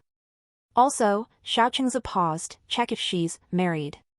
Back then, he had only seen her present 2 fresh red marriage certificates to Sure Ran's mother at the hospital door. Afterwards, despite intentionally avoiding all news about her, he knew she and Sure Ran hadn't held a wedding ceremony. Sure Ran watched the little girl admiring herself in the mirror. He whispered to Qing Jinlan, she asked me about her dad again today. I feel like she knows something. Qing Jinlan slowly nodded. I guess so. She called Xiao Qingzi before. Sure Ran's gaze sharpened. Xiao Qingzi knows? Not yet. Sure Ran looked at her. What do you plan to do now? It probably can't stay hidden for long. Qing Jinlan pulled her lips into a bitter smile. If it can't stay hidden then it can't. What can he do even if he knows? I'm not afraid of him fighting me for her. She's my flesh and blood, raised by me. The Qing family's team of lawyers aren't vegetarians either. My only fear is, Qing Liqui getting hurt, she hugged herself, a sign of her unease. I want to find a chance to talk to her properly. Her expression was cold, tone calm, as if mentioning that person no longer stirred any emotion. But some things could deceive others but not herself. When she spoke Xiao Qingzi's name, her voice unconsciously caught, some names were harder to say the more they tugged at her heart. Sure Ran's gaze fluctuated, but ultimately he didn't say anything more. Qing Liqui finally chose the dress for tomorrow, a fluffy pink lace dress. She looked at herself from all angles in the mirror, front, back, left, and right. No matter which way, she looked extremely pretty. The next day, Qing Liqui woke up half an hour earlier than usual. She brushed her teeth herself, washed her face snowy white, dabbed on some fragrant cream, then put on the pretty dress, waiting for Mommy to tie her hair in beautiful little braids. Mommy, after school today, I want to play with Shinchuchi for a bit before going home. Qing Jinlan smoothed the undisturbed cream on her chin and said, wearing such a pretty outfit today, turns out you have a date with little Chuchi tonight. No date, Mommy. Auntie Shin is treating us to yummy food. Seeing Mommy's hesitation, Qing Liqui shook her arm. Please, Mommy. I won't be too late, when the clock hands point to 6 I'll be home, I still have to practice piano at night. Alright, Mommy will allow it, but Sister Wu has to go with you. Wu Lin was the personal bodyguard arranged by Qing Jinchuan for Qing Liqui. Despite looking small and slender, her fighting skills were top-notch. 5 or 6 burly men wouldn't get near her. She had been responsible for Qing Liqui's safety when she first learned to walk. With Wu Lin accompanying Qing Liqui, nothing would go wrong. Qing Liqui happily smooched her mommy's face twice. "Thank you, Mommy, I love you the most. Mommy is the most beautiful in the whole universe." Qing Jinlan thought having a daughter with too sweet a mouth wasn't the best. She found it hard to reject whatever her daughter asked. Her little mouth had her wrapped around her finger. Qing Liqui listened attentively in class today, not letting her mind wander at all. She was the sort of kid who was more focused when excited. Right after school ended, Qing Liqui and Shen Chuqi ran out hand in hand. The teacher handed Shen Chuqi to the fully armed Shen Shiwen and Qing Liqui to Wu Lin. Qing Liqui pulled Wu Lin to introduce her to Shen Shiwen. "Sister Wu, this is Auntie Shen, Chuqi's mommy. Auntie Shen, this is my sister Wu. She has awesome kung fu." Shen Shiwen took off her mask and smiled at Wu Lin, then quickly put it back on. "Hello there, little sister Wu." The blank expression on Wu Lin's face cracked a little, though she concealed it well. She couldn't help but be shocked. Shen Chuqi's mother was actually Shen Shiwen? Now that Shen Shiwen had acknowledged Shen Chuqi, she no longer intended to hide anything from anyone. The company was strategizing a public statement that would come out soon. As for how this would impact her career, she was already mentally prepared. If it came down to it, she could go back to being an extra. As long as she could still act, life wouldn't be too bad. Wu Lin followed behind Shen Shiwen's car with Qing Liqui. They quickly arrived at the Shao Corporation. Security recognized Shen Shiwen's car and let both cars in after she said the one behind her was with her. Wu Lin felt confused. They had actually come to Shao's territory. She looked at Qing Liqui. "Little Liqui, what are we doing here?" Qing Liqui smiled at Sister Wu. "We've come to find Chuqi's uncle. He's treating us to yummy food." "Her uncle works at Shao Corp?" "Yup." Wu Lin thought, "Little darling, you probably don't know your family and the Shaos are like water and fire." If the Qing master knew she had brought little Liqui to Shao's territory, she'd probably be skinned. Wu Lin kept pressing redial on her phone while responding absently. Qing Liqui's big eyes kept surveying her surroundings, hoping to spot someone who looked exactly like the photo of Xiao Qingze, but she didn't find him among the coming and going crowd. Wu Lin couldn't get through to Qing Jinlan, so she called Qing Jinchuan. His assistant picked up, saying Director Qing was in a meeting. Wu Lin explained their current situation to the assistant, asking her to report to Director Qing immediately after his meeting ended. During the window when Wu Lin was on the phone, Qing Liqui couldn't wait any longer. She walked right up to the front desk and politely told the receptionist, "I want to see your Shao Corp CEO Xiao Qingze." The receptionist saw a cute little girl dressed in a pink lace dress, pink hair clip, and pink backpack, like a miniature doll. She assumed the child was from some rich and powerful family, boldly asking to see their CEO by name. She must be the precious daughter of some high-level executive at Shao. The receptionist gave her kindest smile. "Little one, can you tell me your mommy and daddy's names?" Qing Liqui tilted her head. "My mommy is Qing Jinlan." "Qing Jinlan? Second Miss Qing Jinlan of the Qing family?" She might witness a miracle in her life, seeing a member of the Qing family step into Shao Corp. "As for my dad, I've come today to get some of Xiao Qingze's hair. After I get his hair to do a DNA test, I'll know if he's my dad or not." Read latest OVLS at nv/e/l/buy.com. Qing Liqui's crisp words at the bustling first-floor lobby spread out in circles, rippling through all who heard. Including Wu Lin on the phone, everyone around the front desk froze with jaws dropping. Just what was going on here? Xiao Qingze was surrounded by a group of people as he walked out of the elevator. He lifted his narrow eyes and looked towards the little pink girl not far away. Qing Liqui recognized Xiao Qingze. She covered her mouth with her little hand and let out an "ah" sound. She decided that even if Xiao Qingze was not her dad, she had to help Qing Jinlan get this man to become her dad. She liked his eyes, they were just like hers, so pretty. Qing Liqui took a step forward, revealing a sweet smile, and waved at Xiao Qingze. "Xiao Qingze, hello, I'm Qing Liqui." Xiao Qingze stared at her motionless, his phone vibrated in his hand, the incoming call display showed it was little A. Xiao Qingze thought the tsunami rolling and was nothing compared to this. He remembered that chaotic and indulgent night after drinking too much. He thought it was just a dream. But it wasn't. Xiao Qingze couldn't see the growing crowd or hear the increasing noise. To him, everything around was still. He could only see her as she said, Xiao Qingzhe, "Hi, I'm Qing Liqui." She was called Qing Liqui. He didn't even know her name or which two characters it was. How could a little girl call a stranger out of nowhere and ask him to tell stories to coax her to sleep? He even asked her who her dad was. Xiao Qingzhe's legs felt like they were filled with lead. He took a step towards her, then another. He knelt down on one knee and looked into her eyes. Qing Liqui was also looking at him. His lashes were even longer than in the photos she had seen. His nose was straight and proud. His lips were thin. He was so handsome, just a bit cold, no wonder his stories were cold too. He must be a cold person. Are you my dad? Qing Liqui looked up at him and asked. Xiao Qingzhe's Adam's apple bobbed up and down a few times before he squeezed out a yes from his throat, with some barely detectable tremors. He didn't need to listen to little A's investigation results. She was his daughter, and he was her dad. He was certain. Qing Liqui's eyes curved into happy crescents. I think so too. She wanted to keep smiling, because Uncle said she looked the prettiest when smiling. But as she smiled, she also felt like crying a little. She didn't want to find him, but she did find him in the end. The corners of Qing Liqui's mouth drooped uncontrollably. She tried to lift them up, but they drooped again. She opened up her little arms and asked Xiao Qingzhe, "Don't you want to hug me?"